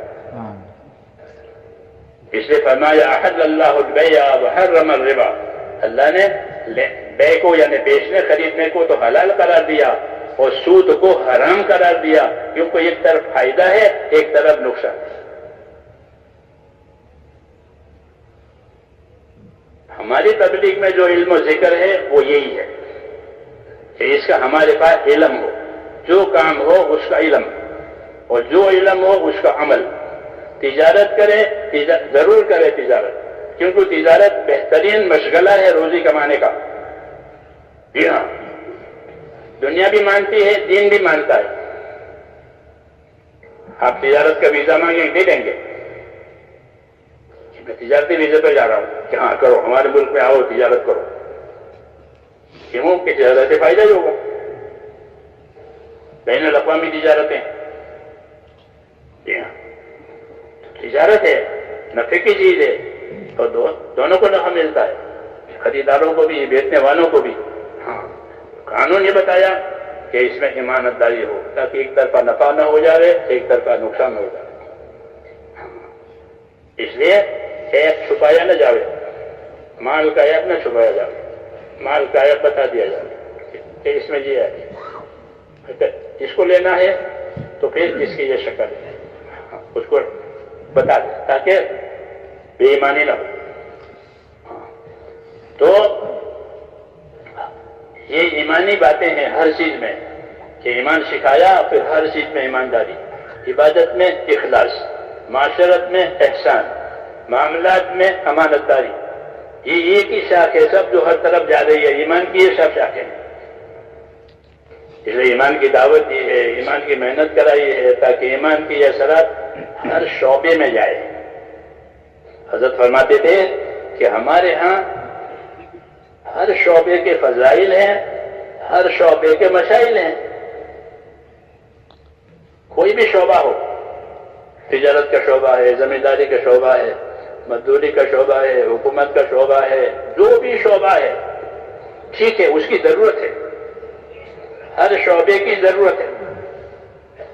اس لیے ہمارے دین میں ہر شعبے کے فضائل ہیں، ہر شعبے کے مسائل ہیں. علم و ذکر ہماری تبلیغی محنت میں جو تیسرا نمبر ہے وہ اس کے لیے کہ جس شعبے میں ہو اس شعبے کا علم ہو کہ اس شعبے میں اللہ کیا کہتے ہیں، رسول کیا بتاتے ہیں، ان کا کیا طریقہ ہے، اس کا جاننا، اس کی فضیلت کا جاننا. اور اس کے طریقے کو جاننا. تجارت کی فضیلت بھی ہے, تجارت کا طریقہ بھی ہے. زمینداری کی فضیلت بھی ہے, زمینداری کا طریقہ بھی ہے کہ زمیندارہ اس طرح کرو. زمیندارہ کے مسائل ہیں شریعت میں. اس لیے یہ چیزیں ہیں تو اہل علم سے پوچھ کر کے کرے تاکہ غلط نہ ہو جائے. جس طرح دنیا کے کاموں کو لوگ پوچھ کے کرتے ہیں. کوئی سرکاری کام ہوتا ہے تو وکیلوں کے پاس جاتے ہیں, تعمیر کا کام ہوتا ہے بلڈروں کے پاس جائیں گے, علاج معالجہ ہے تو ڈاکٹروں کے پاس جائیں گے, ورنہ کیسے کام چلے گا؟ جانا پڑے گا. دین کا کام ہے تو کہ دین کا کام ہے تو دین کے جاننے والوں سے پوچھو تاکہ وہ تمہیں اس میں دینی روشنی دے. اس لیے فرمایا اپنے کمائیوں کو علم پر لاؤ, ورنہ کمائیاں ہوس پر جائے گی. ہوس زیادہ کمانا, کہ زیادہ کمانا منع نہیں ہے, غلط کمانا منع ہے. غلط کمانا منع ہے. اس لیے اپنے آپ کو اس غلطی سے بچانے کے لیے فرمایا کمائیوں کو علم پر لاؤ, عبادت کو بھی علم پر لاؤ. علم و ذکر اسی لیے ہے کہ ہر شعبے کا علم اللہ تعالیٰ نے اتارا ہے, باعتبار فضائل کے بھی اور باعتبار مسائل کے بھی. دعوت و تبلیغ کا یہ مقصد نہیں ہے کہ صرف نکلنا ہو جاوے اور واپس آنا ہو جاوے, کہ نہیں, نکلنا بھی ہے واپس آنا بھی ہے. نکلنا واپس آنا کہ اس سے استعداد پیدا ہوگی. کیا پیدا ہوگی؟ استعداد پیدا ہوگی کہ یہ کام اصولوں کے ساتھ چلا تو دین پر چلنے کی طاقت پیدا ہوگی. اس طرح ورزش کرنے سے بدن کو طاقت ملتی ہے. آدمی ورزش کرتا ہے تو بدن کو طاقت ملتی ہے. ہاں, اس کے جوڑوں کو, اس کے اعصاب کو قوت پہنچتی ہے. ایسے ہی کہ دین کے لیے محنت, اس مجاہدہ, اس کی قربانیاں, کہ اسے حکموں پر چلنے کی طاقت پیدا ہوگی. پھر حرام چھوڑنے کی طاقت پیدا ہوگی. نہیں تو حرام چھوڑنے کی طاقت نہیں پیدا ہوتی. حرام سے محبت ہو جاتی ہے, کہ شراب سے محبت تھی پھر شراب سے نفرت ہو گئی, پھر شراب کو گرا دیا, پھینک دیا, اور جتنی برائیاں تھی وہ زندگی میں سے نکل گئی کہ اسے بچنے کی طاقت پیدا ہو گئی. محنت کا یہ بڑا فائدہ ہے کہ اسے استعداد پیدا ہوتی ہے کہ منکرات سے بچنا, معروفات کو کرنا, زندگی کی ذمہ داریوں کو سمجھنا, یہ استعداد پیدا ہوتی ہے. جب استعداد پیدا ہو تو اب استعداد کے ساتھ اس کے عمل کرنے کے طریقے سیکھنے چاہیے. نہیں تو جہالت دور نہیں ہوگی. محنت وجود میں آئے گی, جہالت دور نہیں ہوگی. جہالت تو علم سے دور ہوگی اور غفلت ذکر سے دور ہوگی. ہر عمل کا ایک اثر ہوتا ہے, ہر عمل کا ایک اجر ہوتا ہے. یہ یاد رکھو, ہر عمل جو ہمیں دیے گئے ہیں اس میں دو پہلو ہے. ایک پہلو ہے اس میں اجر کا, ایک اجر ملے گا, اور ایک پہلو اس کے اثر کا بھی ہے کہ اس کا اثر ہوگا. جیسے کہ تہجد کی نماز پڑھو تو تہجد کی نماز کہ اس کا اجر ہے وہ الگ ہے, کہ وہ جنت کے بالا خانوں میں رہیں گے جو رات کو اٹھتے تھے اپنے آرام کو قربان کر کے. یہ تو اس کا اجر ہے. اور تہجد کا اثر کیا ہے کہ تہجد کا اثر یہ ہے کہ تہجد کی نماز گناہوں سے روکتی ہے اور بدن میں تندرستی لاتی ہے. یہ اس کا اثر ہے کہ تہجد پڑھا کرو, کہ تہجد کی نماز میں گناہوں سے روک ہے اور بدن کی صحت و تندرستی ہے. جیسے صدقہ دیا کرو کہ صدقہ کرنے سے کہ اللہ کا غضب ٹھنڈا ہوگا, گناہ معاف ہوں گے اور بلا بیماری دور ہوگی. یہ اثر بتایا, وہ اجر بتایا. تو دونوں چیزیں ہوتی ہیں, اس کا اثر, اس کا اجر. جی ہاں, اس لیے میرے دوستو حضرت فرماتے تھے کہ ہر کام میں ہمارے ہاں ہر شعبے کے فضائل ہیں, ہر شعبے کے مسائل ہیں. جب اس کے فضائل جانیں گے تو اس کا اثر معلوم ہوگا, اس کا اجر معلوم ہوگا. اور جب اس کے مسائل سیکھیں گے تو اس کا طریقہ معلوم ہوگا. بھائی سیدھا اس طریقے سے کرنا ہے, رکوع اس طریقے سے کرنا ہے, قاعدے میں اس طرح بیٹھنا ہے, تجارت اس طریقے کرنی ہے. وہ طریقہ نہیں ہوگا تو وہ عمل غلط ہوگا. پھر غلط پر فضیلت نہیں ملے گی، غلط عمل پر فضیلت نہیں ملے گی. جیسے وعیدوں کی حدیثیں آپ پڑھتے ہیں کہ نماز غلط پڑھی ہے کہ اس کے منہ پر ماری جائے گی. حرام مال سے حج کیا ہے تو یہ لبیک کہے گا، وہاں جواب کہ لا لبیک، تیری لبیک نہیں چاہیے. یہ دونوں باتیں ہیں. جی ہاں، یہ دونوں باتیں ہیں. کیوں؟ تاکہ دودھ کا دودھ پانی کا پانی الگ ہو جائے کہ یہ صحیح ہے یہ غلط ہے. علم و ذکر کہ وہ اس لیے ہے کہ اس کا صحیح علم کہ حضور صلی اللہ علیہ وسلم کو علم و ایمان دے کر بھیجا ہے. آپ نے دنیا کو ایمان سکھایا. اے لوگوں لا الہ الا اللہ والے بن جاؤ، کامیاب بن جاؤ گے. ایمان. پھر ایمان کا کیا تقاضا ہے کہ ایمان کا تقاضا اطاعت کرنا. اللہ پر ایمان لانے کا کیا مطلب ہے کہ اللہ کی اطاعت کریں گے. تو پھر اطاعت کرنی ہے تو اطاعت کا علم سیکھو تاکہ تمہیں اطاعت کی اونچ نیچ معلوم ہو جائے کہ کہاں اطاعت کرنی ہے کہاں نہیں کرنی ہے. جیسے کہ بعض وقت اسے کہ نماز پڑھنا منع ہے. 3 وقت ہے کہ نماز پڑھنا منع ہے کہ سورج ڈوب رہا ہے، سورج اگ رہا ہے، سورج سب آ گیا تو نماز پڑھ سکتے ہیں کہ نہیں پڑھ سکتے؟ یہ نماز پڑھنے کا وقت نہیں ہے، اس سے بچ کر نماز پڑھو. یہ علم دیا تاکہ اطاعت صحیح ہو جائے. ورنہ غلط وقت میں نماز پڑھی تو وہ نماز تو ہونے کی نہیں ہے، کیونکہ وقت جو ہے نماز کی شرطوں میں سے ہے کہ نماز اس شرط سے صحیح ہوگی جب صحیح وقت پہ پڑھیے. جی ہاں، علم اس لیے دیا گیا تاکہ اللہ کے اطاعت کا حق ادا ہو جائے. ورنہ وہ کہ جانے کہ اطاعت کیا چیز ہے. ایمان تو لے آیا ہے کہ ایمان لاؤ تو پھر اطاعت کرو. اور اطاعت کے اونچ نیچ دیکھو، اطاعت کے حدود قیود دیکھو کہ کہاں تک اطاعت کا حق ہے اور کہاں تک اطاعت کی حد ہے. دونوں باتیں ہوتا ہے، حیثیت کا حق اور حد، کہ کہاں اطاعت کرنی ہے کہاں اطاعت نہیں کرنی ہے. تو اطاعت کو کمال تک پہنچانے کے لیے میرے دوستو اللہ نے علم اتارا تاکہ علم کے ساتھ اطاعت کرے، جہالت کے ساتھ نہیں. جاہلیت کے زمانے میں لوگ کعبے کا طواف کرتے تھے. طواف ایک ایسی عبادت ہے جو ایک ہی جگہ ہوتی ہے دنیا میں، باقی عبادتیں ہر جگہ ہوگی. نماز آپ ہر جگہ پڑھ لو گے، جی صدقہ ہر جگہ کر لو گے، روزہ ہر جگہ رکھ لو. اور طواف، یہ طواف ایک ہی جگہ ہوگا. وہ کہاں؟ خانہ کعبہ کے شان ہوتا ہے. اسے ممتاز عبادت ہے وہ طواف. وَلْيَطَّوِفُوا بِالْبَيْتِ الْعَتِيقِ، یہ عتیق یہ پرانا مکان ہے، ابراہیم علیہ السلام آدم علیہ الزمانے سے چلا رہا ہے، اس کا طواف کرو، یہ حکم ہے. تو لوگ ننگا طواف کرتے تھے. عبادت تو ہے لیکن عبادت کا طریقہ نہیں ہے. تو مرد عورت ننگا طواف کرو. سوچ سکتا ہے آدمی کہ جب مرد عورت ننگے ہوئے تو کیا ہوگا. تو جب دین آیا تو اس کو مٹا دیا. تو کعبہ کی چابی حضور صلی اللہ علیہ وسلم کے ہاتھ میں آئی فتح مکہ کے بعد، تو اگلے سال 9ویں ہجری میں ابو بکر رضی اللہ عنہ کو بھیجا حج کے لیے. اور کچھ اعلانات بھی کرنے تھے. اس میں ایک اعلان یہ تھا کہ خلاص آج کے بعد کوئی کعبے کا طواف ننگا نہیں کرے گا.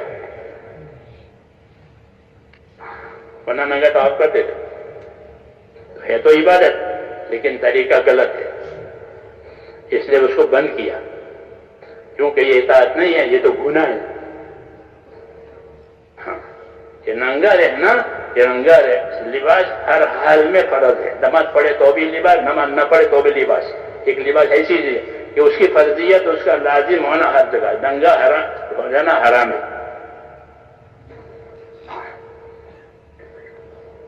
تو میں نے کہا اطاعت کہ ایمان کا تقاضا اطاعت ہوتا ہے کہ بھائی ایمان لائے ہیں بہت اچھا ہے، تو اب کیا کرو کہ اطاعت کرو. اطاعت کے طریقے سمجھانے کے لیے رسول بھیجا جاتا ہے. رسول کی اطاعت اللہ کی اطاعت، جس میں کوئی تغیر نہیں ہے. من یطیع الرسول فقد اطاع اللہ، جس نے رسول کی اطاعت کی اس نے اللہ کی اطاعت کی. کیوں کہ رسول طریقے بتائیں گے.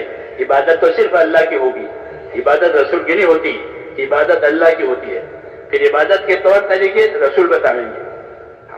ہر چیز کے طور طریقے, عبادت ہو, معاشرت ہو, معاملات ہو, لین دین ہو, سب ان کے طریقے بتائے. ان طریقوں کو سنبھالنا اس کا نام اطاعت ہے. اطاعت, اس لیے رسول اپنی اطاعت کی دعوت دے گا. فاتقوا اللہ واطیعون, اللہ کی نافرمانی سے بچو اور میری اطاعت کرو. قرآن پاک میں نبی اپنی اپنی امتوں سے, قوموں سے یہ کہتے تھے کہ فاتقوا اللہ واطیعون, اللہ سے ڈرو. عبادت اسی کی جائے گی, اس کی نافرمانی سے بچایا جائے گا, لیکن نافرمانی سے بچنے کے میری اطاعت کرو. میں تمہیں بتاؤں گا اطاعت کا کیا طریقہ ہے اور معصیت اور گناہ کیا ہے. اس سے میرے دوستو دین میں اور دینداری میں کمال آئے گا.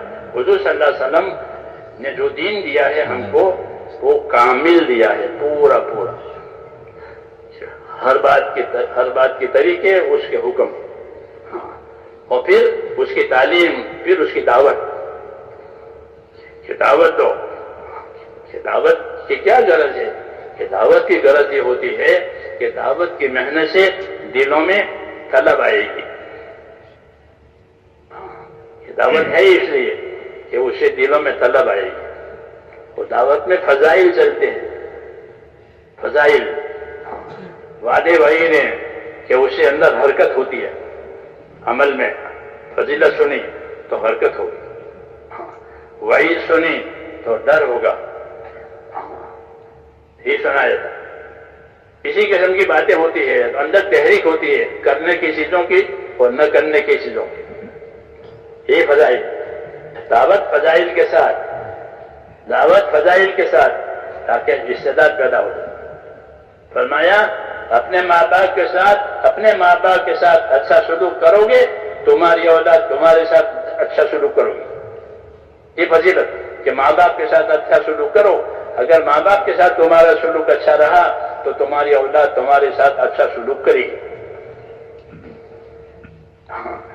اسے تحریک پیدا ہوگی میرے ماں باپ, کیوں کہ آج میں ان کا بیٹا ہوں, کل اپنے بیٹوں کا باپ بنوں گا, تو مجھے ان سے کیا چیز دیکھنی ہے کہ میری اولاد میری بات مانے, کہ پھر تو تیرے باپ کی بات مان. یہاں لیا یہاں دیا. فضائل کہ ماں باپ کے ساتھ نیکی کرو, تمہاری اولاد تمہارے ساتھ نیکی کرے گی. یہ فضائل کہلاتے ہیں, تحریک ہوتی ہے. جی ہاں, اس لیے دعوت میں یہ علم چلتا ہے, اس کا استحضار, اس کا دھیان. یہ جتنا استحضار اور دھیان اس کا زیادہ ہوگا, اتنی دعوت طاقتور ہوگی اور دلوں میں طلب پیدا کرا دے گی, خدا کا خوف پیدا کرا دے گا. ہاں, اس سے خدا کا خوف پیدا ہوتا ہے, اور خوف کی وجہ سے آدمی اپنے آپ کو بچاتا ہے. خوف نہیں ہوتا تو آزاد ہو جاتا ہے, آزاد ہو جاتا ہے, اپنے نتیجے سے بے فکر ہو جاتا ہے. کہ دعوت یہ تو دلوں کے اندر ایک چیز پیدا کرے گی فضائل کی وجہ سے. اس میں ایک اثر فضیلتوں کا ہے دعوت میں, دوسرا اثر دعوت میں حسن اخلاق کا ہے کہ دعوت کو اچھے اخلاق سے دو. آپ صلی اللہ علیہ وسلم کو اچھے اخلاق کے ساتھ بھیجا گیا. اخلاق کا سب سے اونچا معیار آپ کو دیا ہے, کیونکہ آپ کے سامنے سب سے اونچی جاہلیت تھی. ایسی جاہلیت کبھی نہیں ہوئی. عیسیٰ علیہ السلام کے آسمان پر اٹھائے جانے کچھ 600 سال ہو گئے تھے. اس کے بعد آپ کی آمد ہوئی ہے, اس کے بیچ میں کوئی نہیں آیا. تو 600 سال کی پکی جاہلیت وہ ہر لائن میں تھی, کھانے میں, پینے میں, شادی میں, ہر لائن میں. حکومتیں بھی جاہلیت پر تھی, کاروبار بھی جاہلیت پر تھا, اور رہن سہن بھی جاہلیت پر تھا. کہ اپنے لڑکے کو جو پیدا ہوئی اس کو زندہ دفن کر دیتے تھے. ہاں, یہ پکی جاہلیت. تو اگر جاہلیت کا جواب جاہلیت سے دیا جائے تو جاہلیت ترقی کرے گی. تو حضور صلی اللہ علیہ وسلم کو اللہ نے اخلاق کے ساتھ بھیجا. آپ نے جاہلیت کا جواب اخلاق سے دیا تو جاہلیت دفن ہو گئی. لوگ آپ سے محبت کرتے تھے, آپ کو امین کہتے تھے.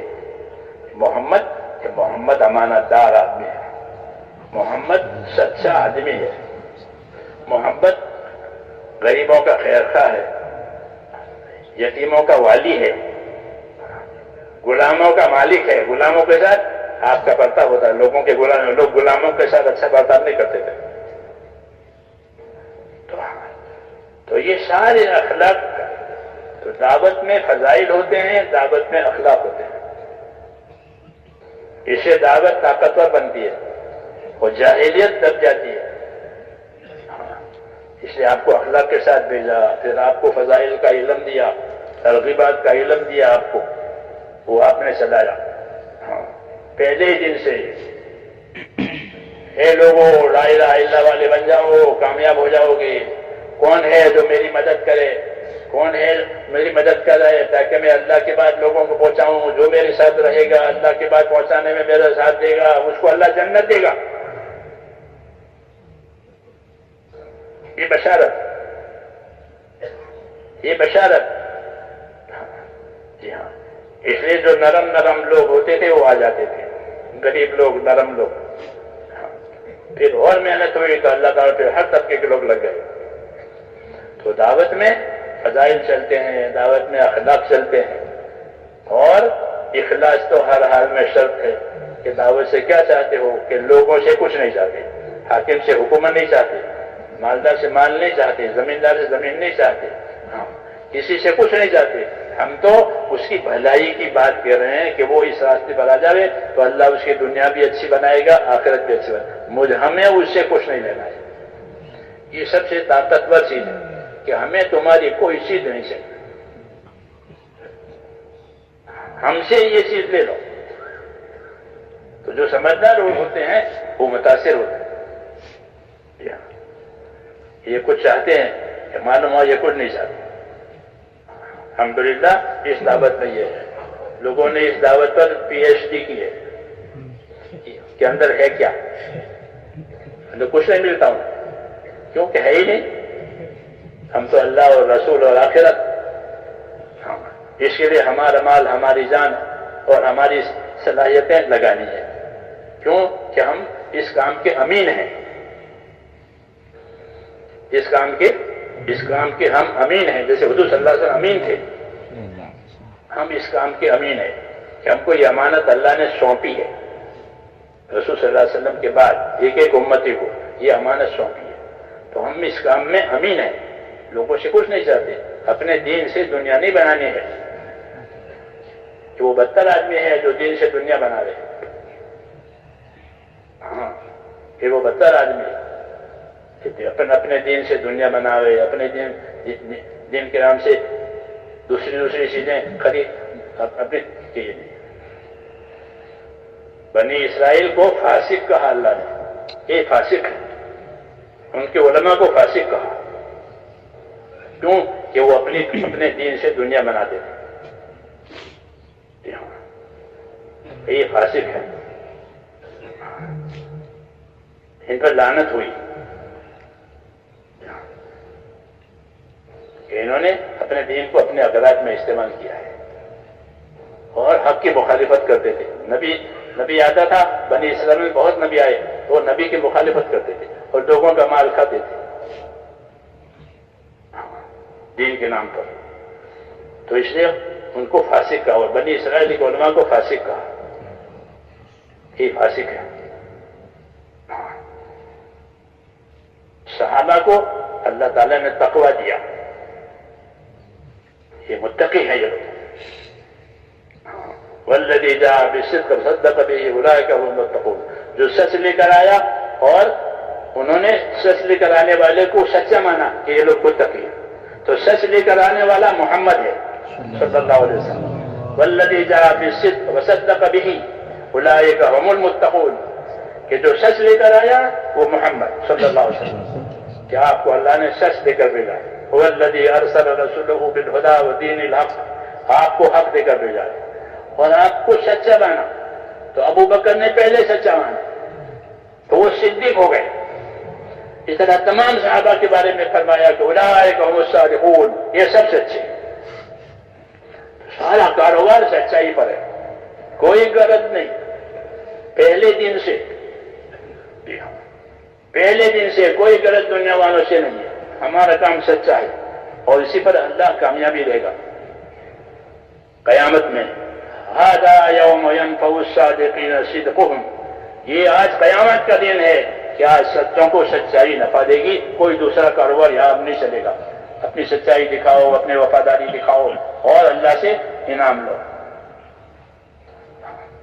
تو سچائی اصل ہے، امانت داری اصل ہے، تو اس لیے امت کا ایک ایک آدمی امانت دار ہے، اس کے ذمے یہ کام ہے، وہ سچائی سے امانت داری سے اس کو کرے، اس کو سیکھے اور اس کو اپنے اوپر حق سمجھے کہ اللہ نے مجھے یہ نعمت دی ہے، ہاں اس لیے اپنے جان مال اس کے لیے پیش کرے، ہاں کہ جان مال مسلمان کی جان مال اسی کے لیے دی ہے، اپنے دین کی نصرت کے لیے، اپنے دین کی سربراہی کے لیے، اور دوسرے نمبر میں لوگوں سے حسن سلوک کرنے کے لیے، اور تیسرے نمبر میں اپنی ضرورت پورا کرنے کے لیے کہ اپنے مال سے لوگوں کی ضرورت بھی پوری کرو، لوگوں کو احسان کرو، اپنے مال سے تجارت بھی کرو، کمائی بھی کرو، کسی کے محتاج نہ بنو، کسی سے سوال مت کرو۔ یہ صحابہ کی ترتیب تھی، وہ کسی سے نہیں مانگتے تھے، مزدوری بھی کرتے تھے، تجارت بھی کرتے تھے، زمینداری بھی کرتے تھے، کیوں؟ یہ ہماری ضرورت ہے، یہ ہماری ضرورت ہے۔ دنیا کو حاجت بنانا، اس سے دنیا نعمت بنتی ہے۔ حضرت شریف نے فضائل میں لکھا ہے کہ دنیا کو حاجت بنانا، کہ حاجت کی وجہ سے اس کو استعمال کرتے ہیں کہ وہ نعمت ہے۔ حاجت سے آگے نکل گیا تو پھر ذرا مسئلہ ہے۔ یہ دنیا ہماری حاجت ہے، کھانا ہے، پینا ہے، مکان ہے، یہ ہماری حاجت ہے، یہ حاجت پوری کی جائے گی۔ کہ حاجت پوری ہوتی ہے تو پھر مقصد میں مدد ملتی ہے۔ اس لیے دنیا جو ہے اصل مقصد میں مددگار ہے، دنیا آخرت بنانے میں مددگار ہے، وہی دنیا اچھی ہے جس سے آخرت بنائی جائے۔ یہ اللہ کی دعوت ہے کہ وابتغ فیما آتاک اللہ الدار الآخرہ، تو اس کو اللہ نے جو دنیا دی ہے اس سے اپنی آخرت بنا لے۔ تو دنیا کو آخرت بنانے کے لیے استعمال کرنے کا طریقہ دین ہے کہ جب دین آئے گا تو دنیا آخرت کے کام میں مددگار بن جائے گی۔ دین نہیں ہوگا، جہالت ہوگی تو پھر دنیا دھوکہ بنے گی، اور دنیا ہاتھ میں نہیں رہے گی، آخرت برباد جائے گی۔ یہ دھوکے میں آ کر پھر دھوکہ کھایا نہ جان۔ دھوکے کا اثر کیا ہوتا ہے؟ جب آدمی دھوکہ کھاتا ہے پھر دھوکہ کھلتا ہے تو اس کو پچھتاوا ہوتا ہے۔ جب تک دھوکہ کھلتا نہیں ہے پچھتاوا نہیں ہوتا، جب دھوکہ کھلتا ہے تو پچھتاوا ہوتا ہے کہ میں نے یہ غلط کر دیا۔ ایسا موت پر دھوکے کھلیں گے کہ صحیح ہوا غلط اور دھوکہ کھلا، تو موت پر ہر آدمی کو پچھتاوا ہوگا۔ حدیثوں میں کہ دھوکہ کھایا، سمجھ میں یہ بات؟ دھوکہ کہ کیا کرنا تھا کیا کر دیا۔ ایک مرتبہ میرے ساتھ یہ ہوا، نظام الدین میں تھا، تو ایک ہمارے قریب میں مسجد ہے، قریش مسجد، کبھی کبھی وہاں نماز پڑھنے کے لیے چلا جاتا تھا، کیونکہ مؤذن تھا، تو ہمارے پرانے بزرگ تھے، ان کے بیٹے ہیں، وہ اذان دیتے ہیں، تو میں کبھی کبھی ان کے ساتھ سلوک کرتا تھا، چائے پانی کے پیسے ان کو دیتا، 10 روپے 20 روپے۔ ہمارے یہاں کچھ 20 کا نوٹ بھی گلابی رنگ کا تھا اور 1000 کا نوٹ چلتا تھا، وہ بھی گلابی رنگ کا۔ وہ دونوں میری جیب میں تھے، 1000 والا بھی تھا اور 20 والا بھی، وہ دونوں کا رنگ گلابی۔ پھر 1000 کا نوٹ تو بند ہو گیا، تو میں نے اٹھا یوں کر دے دیا، تو وہ تھا 1000 کا نوٹ۔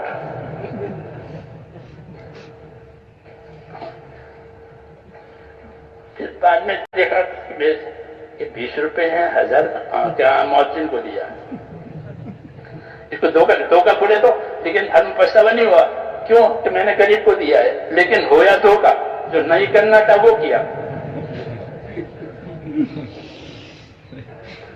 سمجھ نہیں آیا آپ کو؟ دھوکے کا انجام پچھتاوا ہوتا ہے۔ تو جس نے دنیا سے دھوکہ کھایا وہ آخرت کا پچھتاوا بھوگتے گا، وہ بہت شدید ہے۔ اس لیے کافر کو حسرت ہوگی، پچھتاوا ہوگا، وَإِنَّهُ لَحَسْرَةٌ عَلَى الْكَافِرِينَ، کہ آخرت اور قیامت ایک کافروں پر پچھتاوا بنے گا، بری بلا ہے پچھتاوا۔ جی ہاں، پھر دوسرے عذاب الگ ہیں کہ دھوکہ کھایا، دھوکے کا اثر پچھتاوا۔ یہ جگہ یہ دھوکے کی جگہ ہے، دھوکے سے بچنے کے لیے کہ دھوکے کے بچنے سے لیے حق آیا ہے کہ یہ حق ہے یہ دھوکہ ہے، کیا یہ بناوٹ ہے یہ اصل ہے، اس لیے حضور صلی اللہ علیہ وسلم کو حق کے ساتھ بھیجا ہے تاکہ کوئی دھوکہ نہ کھائے اور کسی کو دھوکہ نہ دے۔ ہاں هو الذی ارسل رسول بالهدى ودین الحق، کہ ہم نے اللہ نے اپنے رسول کو ہدایت کے ساتھ بھیجا، حق کے ساتھ بھیجا، صحیح عقائد صحیح اعمال اس کے ساتھ حضور بھیجے گئے ہیں۔ وہی ہماری مایا ہے، وہی ہماری پونجی ہے، ہر امتی اس کا امین ہے جو حضور صلی اللہ علیہ وسلم لے کر آئے، جس کو سیکھے اس کو سکھاوے، اس کو اپنے عمل میں لاوے، اس کے لیے دعا مانگے کہ اللہ تعالیٰ اس خیر کو دنیا میں پھیلائے اور انسانوں کو اس سے نفع ہو جاوے، ہمیں ان سے کچھ نہیں لینا ہے۔ ہاں یہ تعلیم دی ہے، ہمیں کچھ نہیں لینا ہے، ہاں یہ خیر لوگوں کو دینی ہے۔ اس لیے میرے بھائیوں اللہ تعالیٰ ہمیں توفیق دے، آپ حضرات کو اللہ توفیق دے، کیوں کہ آپ اس ماحول کے گویا چنے ہوئے لوگ ہیں۔ اللہ تعالیٰ نے آپ کو اس کام کے لیے چنا ہے، آپ کو آگے بڑھایا ہے، آپ کو دوسروں کے مقابلے میں آگے بڑھایا ہے، آپ آگے ہیں، اللہ نے ذمہ داری سمجھنے کی توفیق دی ہے، تو یہ اللہ کی نعمت ہے۔ ہاں اس کی جتنی بھی قدر کی جائے گی کم ہے، اس کی خوب قدر کرے کہ یہ مایا آگے بڑھتی رہے، ہاتھ سے نہ جاوے، کوئی نہ کٹے۔ میں نے کہا نہیں کہ جو کٹے گا اس میں کیڑے پڑیں گے، پھل کٹتا ہے نہیں، نیچے گر کے پھر کیڑے پڑیں گے، تو کٹنے کے بعد کیڑے پڑیں گے، بات بگڑ جائے گی۔ اس لیے حضرت فرماتے ہیں لگے رہو، چلتے رہو، اللہ تعالیٰ راستے نکالیں گے۔ اللہ کی مدد غیب میں ہوتی ہے، جب کریں گے تو غیب سے سامنے آئے گی، سامنے مدد نہیں ہوتی غیب میں ہوتی ہے، تقاضا سامنے ہوتا ہے مدد غیب میں ہوتی ہے۔ تقاضا سامنے ہوتا ہے، آپ کو تقاضے نہیں گے ابھی، وہ سامنے ہے، اور اس تقاضے پر جو کچھ ملنے والا ہے وہ غیب میں ہے، وہ اللہ کے وعدے میں ہے۔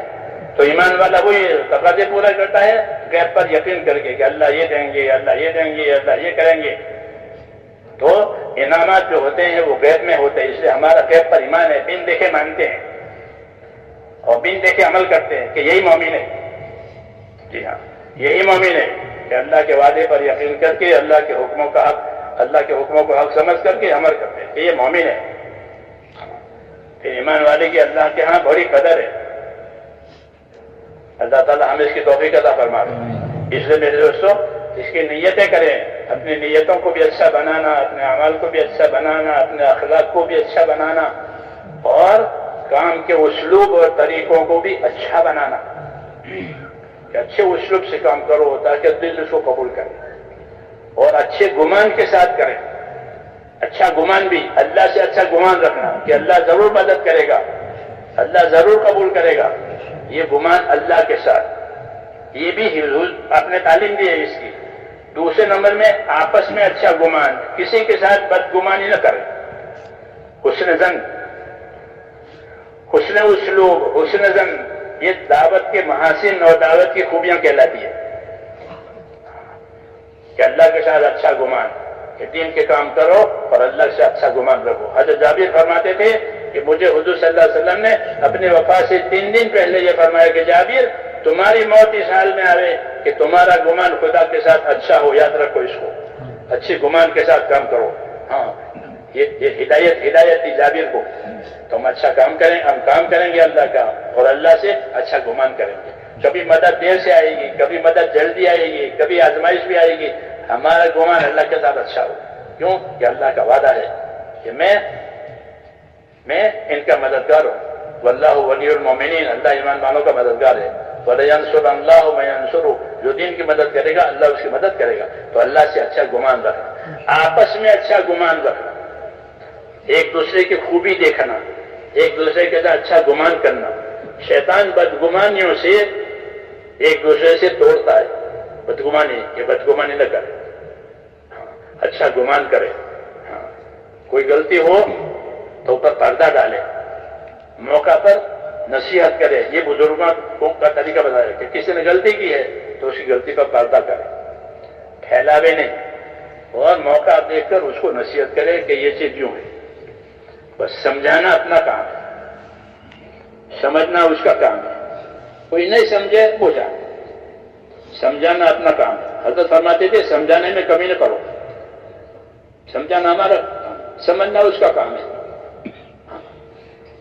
तो हुस्न ज़न, अच्छा गुमान लोगों के साथ, उनकी खूबियों पर नजर करो। मौलाना इलियास साहब इसकी ताकीद करते थे कि अगर मुसलमानों में अच्छा गुमान का माहौल बन जाए तो अल्लाह की अताया और बख्शिशों के दरवाजे खुल जाए। इसलिए एक दूसरे की खूबी देखो। फरमाते थे हमारे रास्ते में खूबियों का लेन देन है, एक दूसरे की खूबियां देखेंगे। इसलिए जमात बनाते हैं कि जमात में मुख्तलिफ लोग होते हैं, उनमें मुख्तलिफ खूबियां होती है, मुख्तलिफ खूबियां होती है। उन खूबियों की वजह वो खूबियां दुनिया में फैलती है। इसलिए एक दूसरे का अच्छा गुमान करना, मुसलमानों में अच्छा गुमान, मुसलमानों का अच्छा गुमान, हुस्न ज़न, ये मतलूब है और इसकी ताकीद है। बदगुमानी हराम है, बिला दलील के किसी से बदगुमान नहीं होना, इल्जाम है वो और वो मना है। इससे माशरा खराब हो जाता है। जहाँ हजरत उमर फरमाते थे कि कोई गलत चीज माशरे में आई तो खामोश रहो ताकि वो दफन हो जाए, चर्चा करोगे तो वो फैल जाएगी। खामोश हो जाओ ताकि वो दफन हो जाए, वरना माशरा खराब होगा। इसलिए अच्छे गुमान के साथ, अल्लाह के साथ भी, बंदों के साथ। हाँ, बदगुमानी अपने साथ करो कि मैं गुनहगार हूं, मैं कसूरवार हूं, ये अपने साथ अच्छा गुमान करना ये ठीक नहीं कि मैं अच्छा हूं। अल्लाह वजल्ली फ़ी सबीरा, दुआ है अल्लाह मुझे अपने आप को, अपनी निगाह में मुझे तो छोटा बना कि मैं कुछ नहीं हूं, मैं गुनहगार है। हर बंदा गुनहगार है, हदीसों में कि तुम सब गुनहगार हो, तो हर बंदा गुनहगार है। तो अपने बारे में तो ये हो कि मैं कसूरवार हूं और दूसरों के बारे में अच्छा गुमान हो, तो इससे अल्लाह ताला खैर लावेंगे। हाँ, और दावत में खूबियों का लेन देन है, एक दूसरे की खूबी देखो। इस इलाके के लोगों में ये खूबी है, इस इलाके के लोगों में खूबी है। मेवात वालों से फरमाते थे तुम्हारे अंदर दो खूबियां हैं, क्या कि जफाकशी और सादगी, ये तुम्हारे अंदर खूबी है मेवात वालों, क्योंकि सबसे पहले मुखातब यही हुए थे मेवात के हजरात। तो तुम्हारे अंदर खूबी है दो, एक जफाकशी है, पैदल चलते थे बंबई से कलकत्ता, जी हाँ, दिल्ली से बंबई, और पैदल चलते थे। जफाकशी है और सादगी है, वो यही दीन में मददगार होती है। तो उनकी खूबियों को उजागर करते थे कि खूबियों वाला है, फिर इनकी खूबियां दुनिया में फैलती है। अल्लाह ताला ने उम्मत को बेहतरीन उम्मत बनाया है, जब ये अपनी मकसद होगी तो इनकी खूबियां दुनिया में अल्लाह फैलाएंगे। अल्लाह हमें इसकी तौफीक अता फरमाए, इसकी नियतें करें और जो जिम्मेदारी अल्लाह की तरफ से आवे मशवरे से उसे पूरा करना। वो अल्लाह की अमानत है, वो अल्लाह का हक है। हाँ, नेमत भी है, अमानत भी है कि अल्लाह ने दीन का काम हमको दिया कि ये नेमत भी है, अमानत भी है। नेमत के पहलू से शुक्रगुजार बने कि अल्लाह ने हमको दीन दिया, अमानतदारी की वजह से उसका हक अदा करें। तो करेंगे इंशाअल्लाह। हाँ, अब जो तकाज़े आप हज़रात को दिए जाएंगे वो इंशाअल्लाह आप उड़ेंगे।